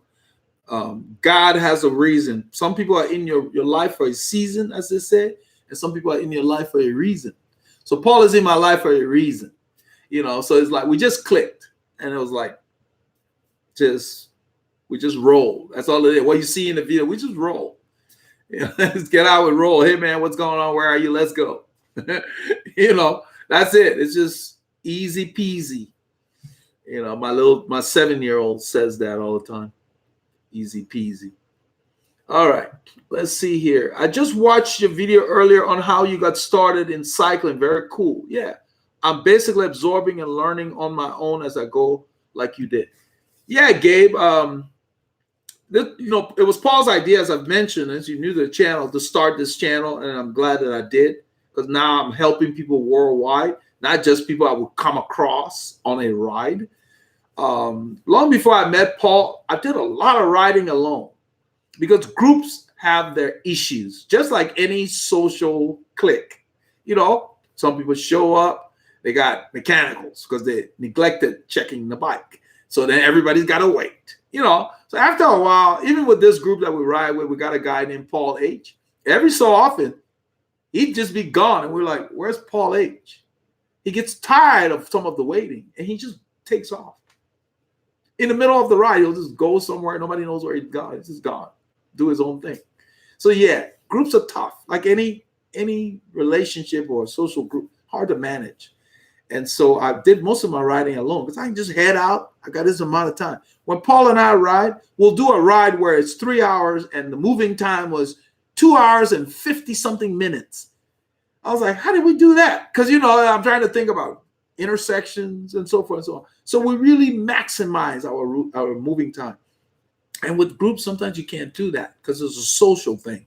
You don't want to be like, oh, this guy is impatient or he's a jerk or whatever. So if you can help somebody every now and then. But now, after a while, it gets old if it's the same person coming with the same issue. You can't show up at the ride every day with mechanicals. People get tired of that. Then they're less likely to assist you because you're not trying. So yeah, that's the thing. It's kind of tough. So groups are great, but you got to pick the right one. You know, that's why we visit.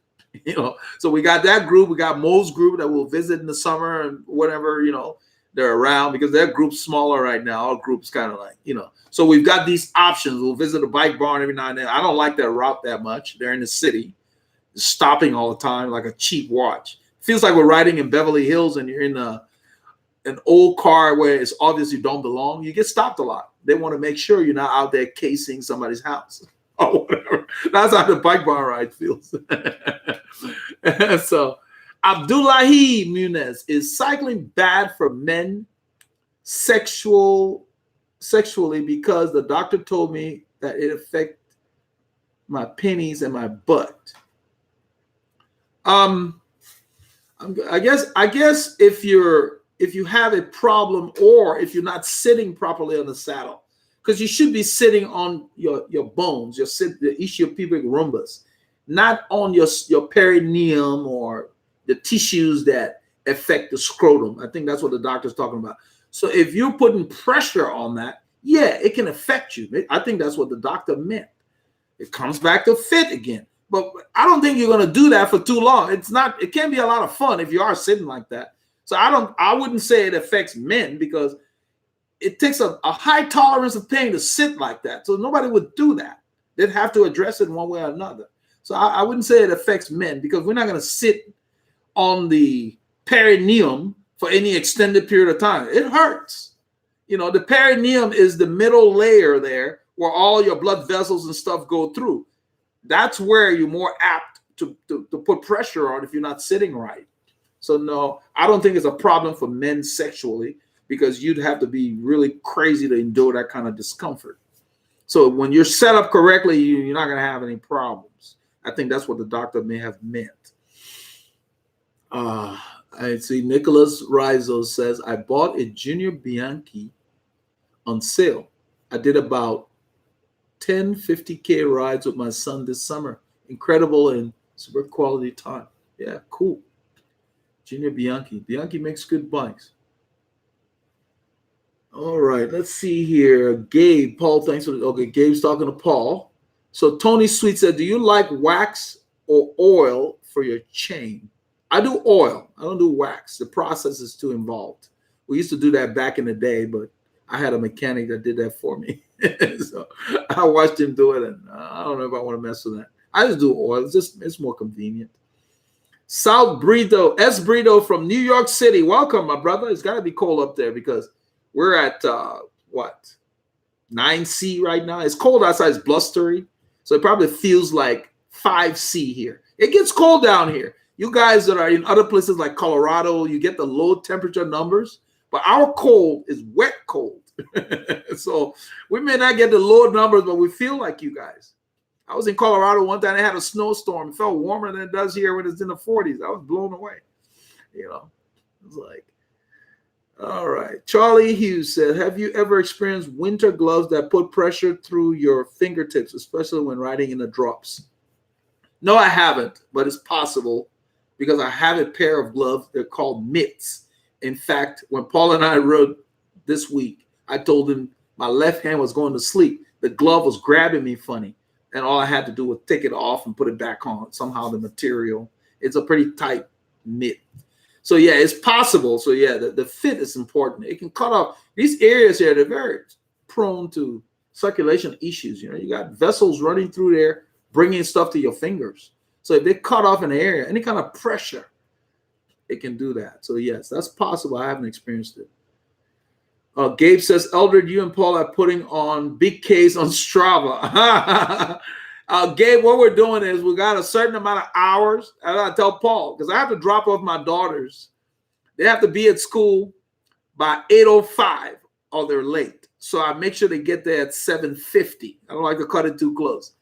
And they don't like to go to bed when they're supposed to go to bed. They feel like they're losing out on something, because they want to know what am I going to be doing since I'm sending them to bed. I'm like, it doesn't work like that. You don't need to worry about me. They want to hang out. I'm like, you got to go to bed. So when I put them to bed, they don't usually fall asleep. They're chatting. I hear them. So once they finally fall asleep, they're behind. And I try to get them up early enough to get ready, have breakfast, so we're not rushing. So it's a hassle. So what I tell Paul is, let's try to clip in at 8:30. Because we have a window. I tell him we want to be back at a decent hour. So we plan. We talk about, oh, we want to be back around noon. We're never back at noon. We're never back at noon because there's always something. We'll go outside, it's cold, come back in, you're trying different outfits. So then he'll get here and say, man, I couldn't decide what to wear. Before you know it, we're leaving 8:59, and then we still want to do 3 hours plus. Well, we don't go out for too many short rides. So our goal is to do 3.5 to 4 hours when we go out because we're getting ready for the Rafa Festive 500, which we want to do at least 100 kilometers a day. Between Christmas Eve and New Year's Eve, 7 days, we got to do 500K. So we're ready for that. That's what we're riding. That's where you see all those Ks. So we go out and try to on this Wednesday's ride, we really gave it the stick more because it was hilly. And I told him we're going to have to do this faster and get back because we have other stuff going on. And I think I had the live feed as well. So we really push Wednesday. So if you look at Thursday's ride, Robert Tengler has what I call psychic powers. He put on Strava that this looks like a ride, paraphrasing, this looks like a ride where you guys were just like, let's check this out, let's check. And that's exactly what Thursday's ride was. We were riding, all of a sudden we saw all these homes being built where there used to be just pasture. And we're like, this was not here, let's go over there. This road used to have a chain. And so we ended up just exploring and forgetting about it. There no gadgets, no nothing, just little gears, and we just checked out stuff. And Robert must have looked at the map real closely to see that we weren't going anywhere extensive. We were looping around the same general area. We did some places twice. And I think that's what got, so he was right on. So Thursday's ride was just get out and get a massage on the bike. You have to do that. So you have to go and then come down. And today is rest. So tomorrow, we're going to have fresh muscles ready to ride.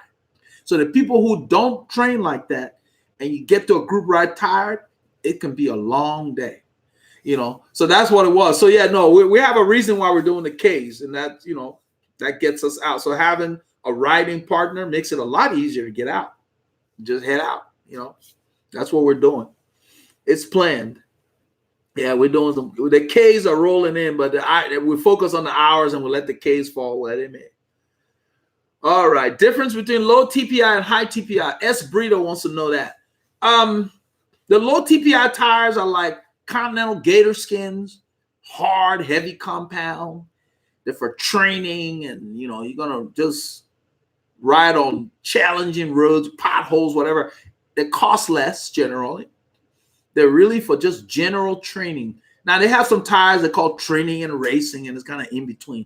High TPI tire is for events, races, performance, your racing tires, your event tires. They're usually made out of more supple, higher quality rubber. They're not as dense, and you really feel what the pavement is doing. They give you great feedback. It's just a joy to ride them. When I was talking about the Victoria singing, that's what I meant. They make the Victoria out of cotton.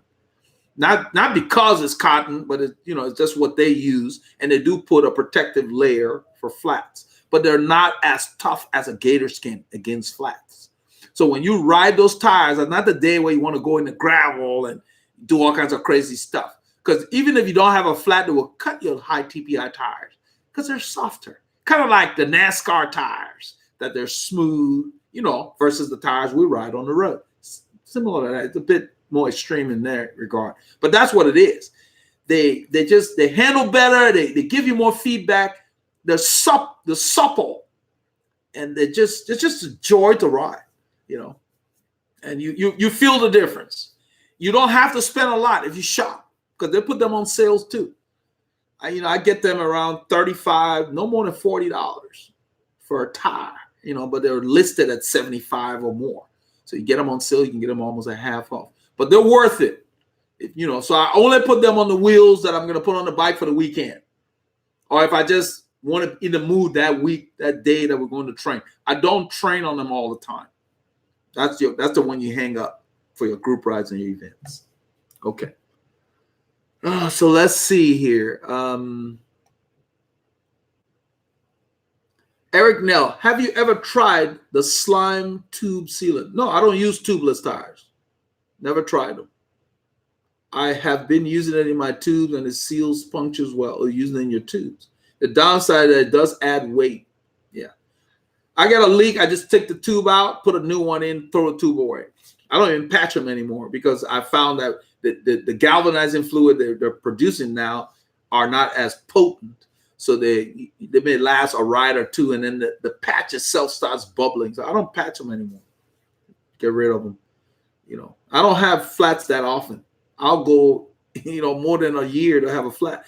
You just have to read the road, and not just for flats, for safety. When you're on the bike, even when I'm driving my car, I want to know when my tires are rolling over. I don't roll over road hazards because it can tear up your car. You roll over something, you flip up, get under there, damage something. If your car doesn't have a bottom cover for the engine, even the ones that do, is halfway. So what if something you roll over comes up there, gets up in your fan belt, gets jammed up? So no, you got to read the road whenever you're out there. That's what I do. I take pride in making sure I understand why I have a flat when I have a flat. I take it personal. It's like that, like I messed up when I have a flat. And that's not necessarily the case, but I want to understand why it happened so I can prevent it. If I'm riding with the group and I ever get in debris, if you notice in the video, I'm standing. If I have to ride in debris, I unweight my bike and I stand and let it dance. You're less likely to have a problem. Let the bike bounce around. Railroad tracks, I don't sit. Let it bounce around. I rarely have to mess with my wheels. As a result, they just stay true. And you can just go ride. You come home, clean the bike, put it up, go do something else, go ride. But if you're sitting around running over ruts and whatever, your wheels start moving like this, you got to touch through that. Otherwise, at some point, start rubbing on the brakes. And then the spokes get out of tension and you might break a spoke. So it just leads to other things if you don't pay attention to these little details. So yeah, I wouldn't be using slime. It's probably messy too. I think it's Davide, D-A-V-I-D-E, Davide Brunati. There was a professional rider called what's his name? He used to ride for the Mecchia Belan team back in the day. He raced until he was in his 40s. He raced for CCC. David Rebellin. Davide Rebellin. That was his name. That Rebellin. I like his style of riding. That's why I remember him, the name. So this guy's name is Davide Brunati. Okay. And he's translating it. He says Dave Brunati. Don't translate your name. Davide is not that hard to say. I like the original stuff. Davide Brunati. He says, tell everyone, he said, great. Hi, everyone. Great suggestions on pretty much everything about cycling. Thanks and keep up the good work. I'm glad. You're welcome. You're welcome. I just tell you what I know. If I don't know, I'll look it up. Yeah, Davide, you're welcome. No problem. Davide Rebellin, you share a name with him. He's a great cyclist. He rode until he was in his 40s, and he rode for before he retired for the CCC team. He may be a coach now, but he rode for Mapaye, I think, Mecca Belan, all those things with Marino Argentine and all those boys. Yeah. Let's see. Gabe says, thanks, Paul. Gabe is talking to Paul. So El Mascarado says, can you talk a bit about cycling shoes and the different fits? I have a lean forefoot, which causes bunching of the shoe on the upper tongue when the shoe is cinched down. I guess I will talk about it in terms of the last, meaning the bottom of the shoe. I have flat feet. I have very little arch. So I can wear Giro shoes. I can wear Shimano and Lake. I don't do well with Specialized. I don't do well with CD. I've used CD, but my team got me CD, and then they got me a footbed that had an arch in it to take up the space of the shoe. Now, as far as it bunching up at the top, you need to find the brand of shoe, and you should go to a local shop. You don't have to buy. You can try on what they have. Find that brand that does not give you that problem on your forefoot, and then stick with that brand. Right now, every shoe, I have about 4 or 5 shoes. Every shoe is Giro. Several reasons. It suits my foot and the thickness. Okay. The thickness of the shoe is consistent because when you go from manufacturer to manufacturer, that will change. That affects your fit. So you can't just go and switch brands unless you know what the offset, they call it stack height. And not all of them tell you. The manufacturers are not that open about it. You got to go search on forums of people who have taken a caliper and measured the thickness of the last. That's important because if you set your fit with one brand and you change brands, it will affect your fit. So you need to make sure you understand that. I tell everybody that come for a fit that if you're going to change saddles or shoes, you got to revisit your fit. So let's see. Esbrito says, believe it or not, it's 50 degrees right now. I'm not sure. Oh, in New York City. Okay. 50 degrees in New York City. Yeah, you're about our temperature, and then you're on the coast. Probably feels the same because you got the water there. Let's see here. Abdullahi Muniz, he said, do a video how to clean your bike. I already have done that. Let's see if I can find it. You need to do, Abdullahi, is go to the channel page. There are phases, the phases of cycling. I'll walk you through the phases. Beginning, let me see how I call it. Because that's what you need. The main channel page for Veloharmony where it says view channel, and you just go to the channel page, you will see it has cycling phase 1. Get a bike fit, the right equipment, maintain them, and then learn the history, learn cycling and its history. In that particular phase, we're talking about care. So maintenance, I believe it's in the maintenance thing where we talk about, because cleaning your bike is part of maintenance. I have a video that tells you how to wash your bike in about 30 minutes or so. Very, very thorough. Okay, so that will work for you. So just go and look for in the maintenance playlist. It's in there. All right. Tony Sweet, you and Paul are amazing. So very inspiring. Keeps me motivated to do better on every ride. Glad we can help, Tony. We just get out and ride, man. We love riding our bike. That's it. What you see is just the joy we have when we're out there. Okay. Abdullahi Muniz, can cycling cause erectile dysfunction? Not that I know of. I don't believe so. Not if your bike fits you well. A lot of things can cause erectile dysfunction other than cycling. If you're putting pressure on an area you shouldn't be. So yeah, that's why it all begins with fit. So do not skimp on that. A lot of riders do. They're riding around in pain, numbness and this and that. And they think everybody's experiencing that because they just don't know. It hasn't dawned on them that there are many cyclists riding in great comfort. They think everybody's going through the same thing. You saw the guy in the video doing this. He's been riding for years. Why is he living with that? He knows we do fit. So it's kind of like, yeah.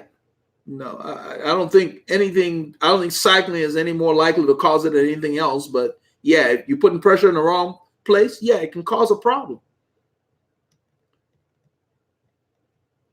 So Tony Sweet says, on a Velomobile, we use only high TPI tires. I run Schwalbe Durano and Schwalbe Kojak. Some like other makes, but we all use very high. Yeah.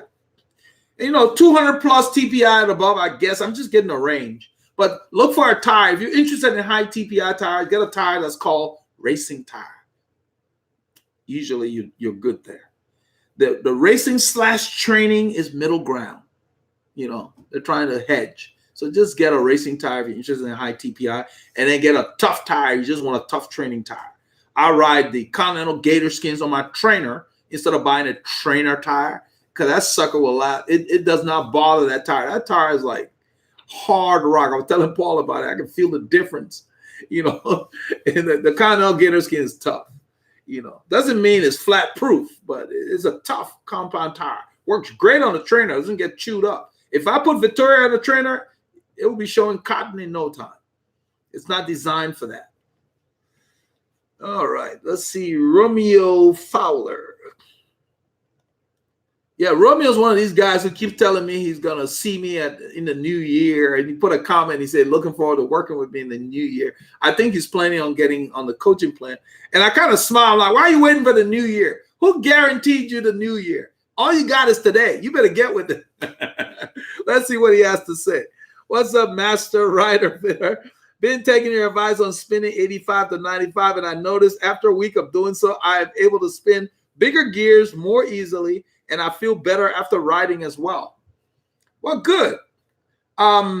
It's biomechanically more efficient. Now, I always try to qualify because I say it here. I'm not saying you should not spin 70, 75. But what I'm saying is, if you're riding with your mates and they're messing around changing the pace, that's not the time to do 70. That's the time to do 85, 95, or even 110. You guys see me riding. But if you're just by yourself that day, you say, you know what, I'm just riding solo with my bud or whatever, and today I want to work on making my legs hurt like a weight training session. Yeah, you can do even 60 if you want in a bigger gear, but don't do it the whole ride. Break it up. You know, in the people who have purchased our training plan, it's in there. There are days when you're doing big gear work, but it's intervals. It's like you do the big gear work, and you come back to your cadence so your body doesn't forget. So you can do both. So I want you to be able to do all of it, but know when to use it. There's a time you need to ride like a Ferrari, and there's a time you need to ride like a diesel when you're building strength. I don't do the gym. I don't do weights. I use the bike for everything. And that's what I mean. You can do sessions for strength on the bike where you drop the cadence and do specific work. Then you go back to your cruising cadence. It's always good to have that snap because you can do that more frequently. That's why you're feeling better at the end of the ride. Your legs are not as tired. And so remember now, you're burning more aerobic. You're stressing your aerobic system. And actually, it's the easiest way to get in shape. You know, Greg in his book, Greg LeMond talks about it all the time.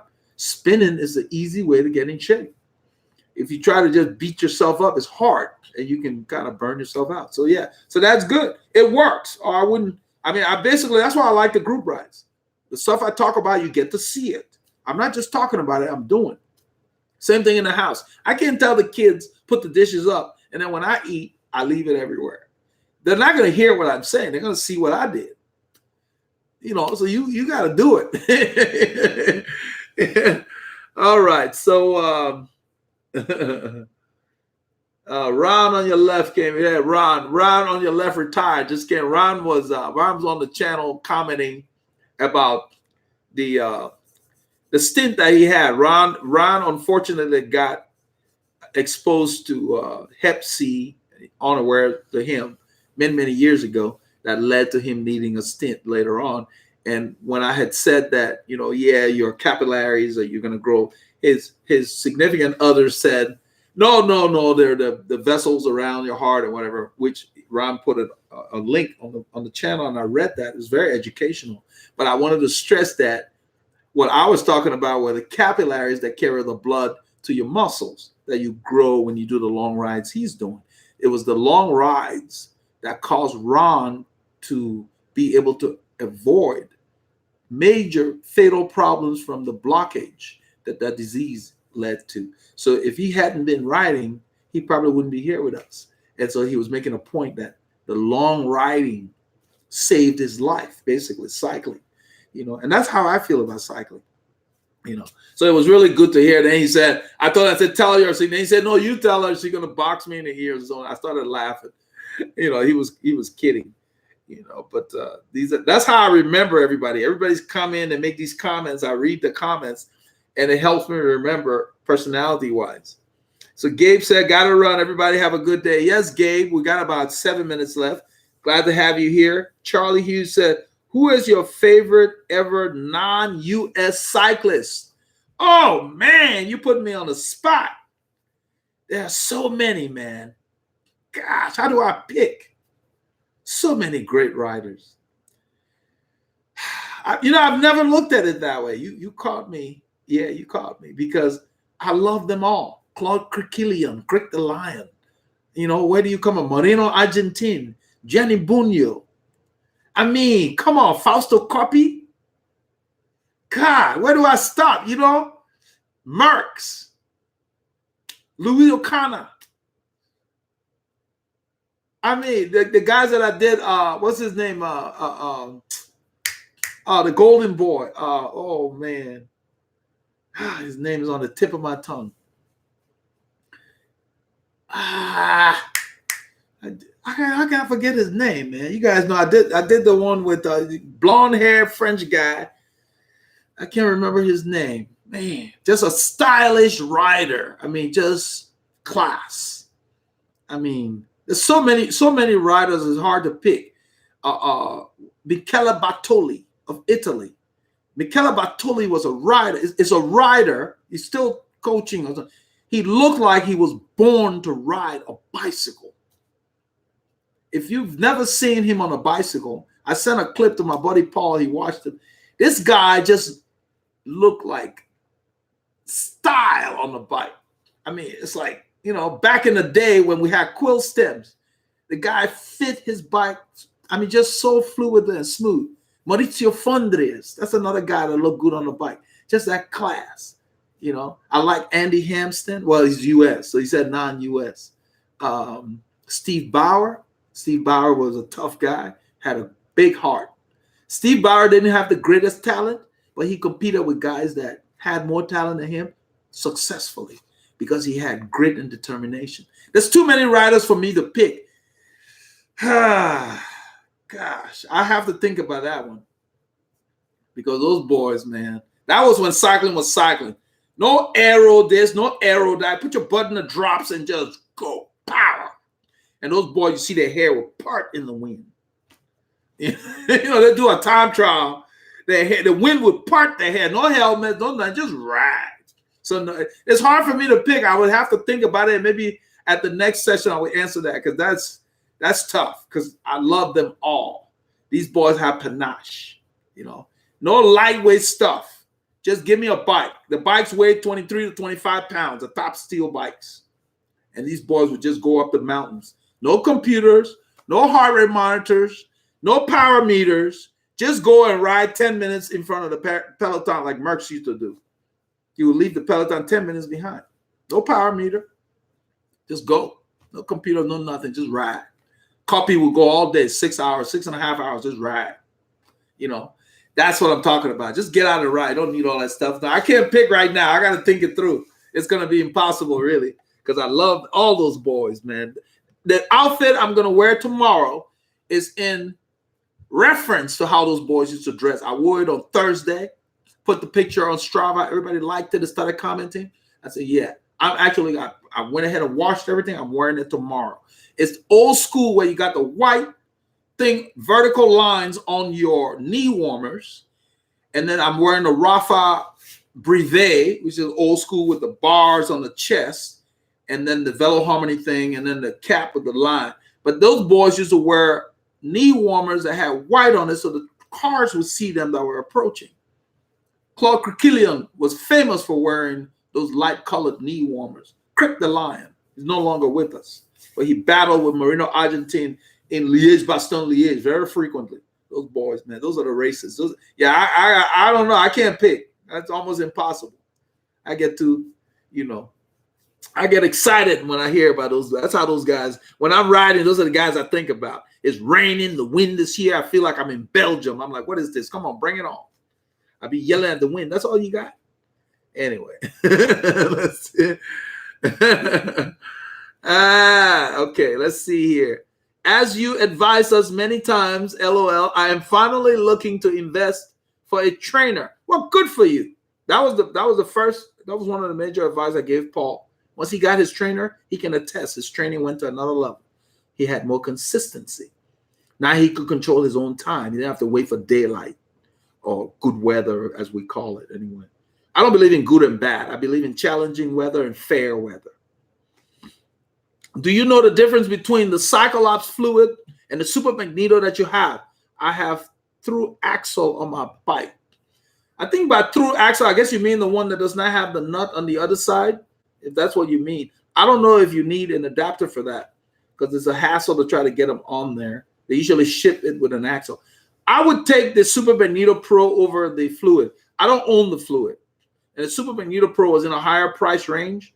It was like 4 something. Now it's like 200 thereabouts on our site anyway. So yeah, I would recommend a Super Magneto Pro because it feels like the road. There aren't too many trainers that feel like you're outside. And that makes a difference. I've been able to spend 6 hours on that thing. And boy used to tell me, man, you ride a lot. You know, a long time ago. Spent 6 hours one day on it. Are you going to make these live streams at regular times? This is Randy.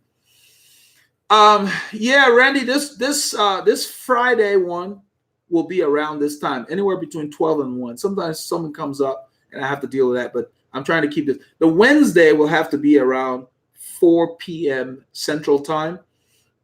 Since that's 4 hours later, I'm hoping we get so people can catch that one if they can't catch this. And if you miss it, you get the replay. So it's going to be Wednesday and Friday for now. And if there's a need, we may sneak one in from an extra one from time to time. But right now, yes. And I will be scheduling them. I try to schedule them within 24 to 48 hours of the time.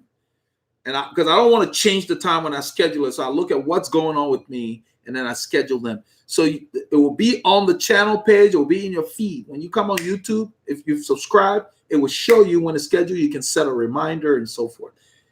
You know, so that's good to know. Yeah. Do you use short or full finger gloves? I use the short ones when it's 18C, 65 or higher, short. Lower, full finger. I don't like my hands to be cold. We don't have much tissue here. And so that way you keep your hands warm so your body can use the blood for working out. I like for my body to be optimum, and then I can ride. If you're not optimum, your body will take energy away from riding to keep you alive or warm. And then your riding suffers on that day. It's miserable not being dressed right. That's why we walk outside, we check, we do extra stuff I was talking about earlier. So don't play with that. It's not a cool factor. Just get what works. Cover your fingers. Sometimes I wear 2. I wear a liner and the big one. When it's below like 5C or less, I line my gloves. I don't like for my hands. And you see, I cover my shoes. Below 10C, I cover my shoes. If it's going to stay there. So if it starts below 10C and it's going to bump up in an hour or so, yeah, I will bear it. You know, well, sometimes I just cover it anyway. It doesn't matter as far as covers. But that's the way you have to gauge it. And I've covered that on the channel. If you look in the cycling phase 2, cycling in challenging weather, I have dealt with all of this in extreme detail. So go check that out. It's there. All right. We're about 2:02, so I'm going to wrap it up now. Let's see here. The Rider Le Mans beat by 8 seconds in 89. Oh, that was Laurent Fignon. That's not the one I was thinking about. I was thinking about Paul. You know this guy, man, the golden boy from the golden years of cycling. His name is on the tip of my tongue. My boy that I was calling out when we were riding. After I did the video, I called his name on a ride. We were rolling. I forgot his name. Why can I forget his name like that? He's on he's in our history video. Blonde hair. Let's see here. Anquetil and Polydor. There you go. That Action Jackson talking about the old guys. Yes, that's him. Jacques Anquetil. Action Jackson got it. That's the guy. I couldn't remember my man. Jacques Anquetil. That's another guy that has stopped. Jacques Anquetil, Michele Bartoli, Maurizio Fondrias. You see them on a bicycle. It looks like they were born with a bicycle. They just look smooth, fluid, fitted. That's what I'm talking about. Those guys. And then Polydor like a bulldog on a bicycle. Polydor may not have had the talent of those guys, but he had the courage. Big heart. Nicholas Rises wasn't on my bike a nickname. I didn't give them specific names. I call him Orange Bike, Blue Bike. Paul's the one who named his bike. Paul named his bike. I haven't named mine, believe it or not. I refer to the blue bike or the orange bike or the Colnago. That's pretty much it. Chris, have a great ride this weekend. Paul and Eldred, stay safe. You too, man. We're done, guys. We're gonna wrap it up. Yes, we'll get some good clips because I'm taking the filming to a next level. This is like Hollywood production stuff. I want people to kick back with popcorn and enjoy that stuff. We'll have a premiere. Let's see. Howard, you're welcome. Chris, let's see here. Jay, zone 2 or sweet spot for base training, or mix them both? I mix them up. I don't only do zone 2 for base training. Base training does not only mean zone 2. You got to bump it up, but you got to do it with structure, though. You might want to look at one of our plans on the website. Abdullahi Minez, do you use disc brake system? No, I don't own anything with discs. You're welcome, Charlie. And Tony Sweet said he loved it. Yeah. All right, guys. No, I don't use discs. I don't own a bike that has discs. I've never seen that to be a need for the road bike. My biggest problem, as I said before, is going fast. I don't have problems stopping my bikes. If I were to buy a bike that came with this, fine. But I'm not going to change what I have because discs are out there. I don't consider them an upgrade. I consider them a pain. That's more crap to deal with. You know, you got to deal with a hydraulic system with fluids and all of that and keeping up all that. I ain't got time for all that. My current brake system, I didn't think about it. I look at them, they're not touching my wheel, I'm good. You know? So no, right now, if I were to get a cyclocross bike, it would come with discs because I'll be riding it off-road dirt. And I think that's perfect for that.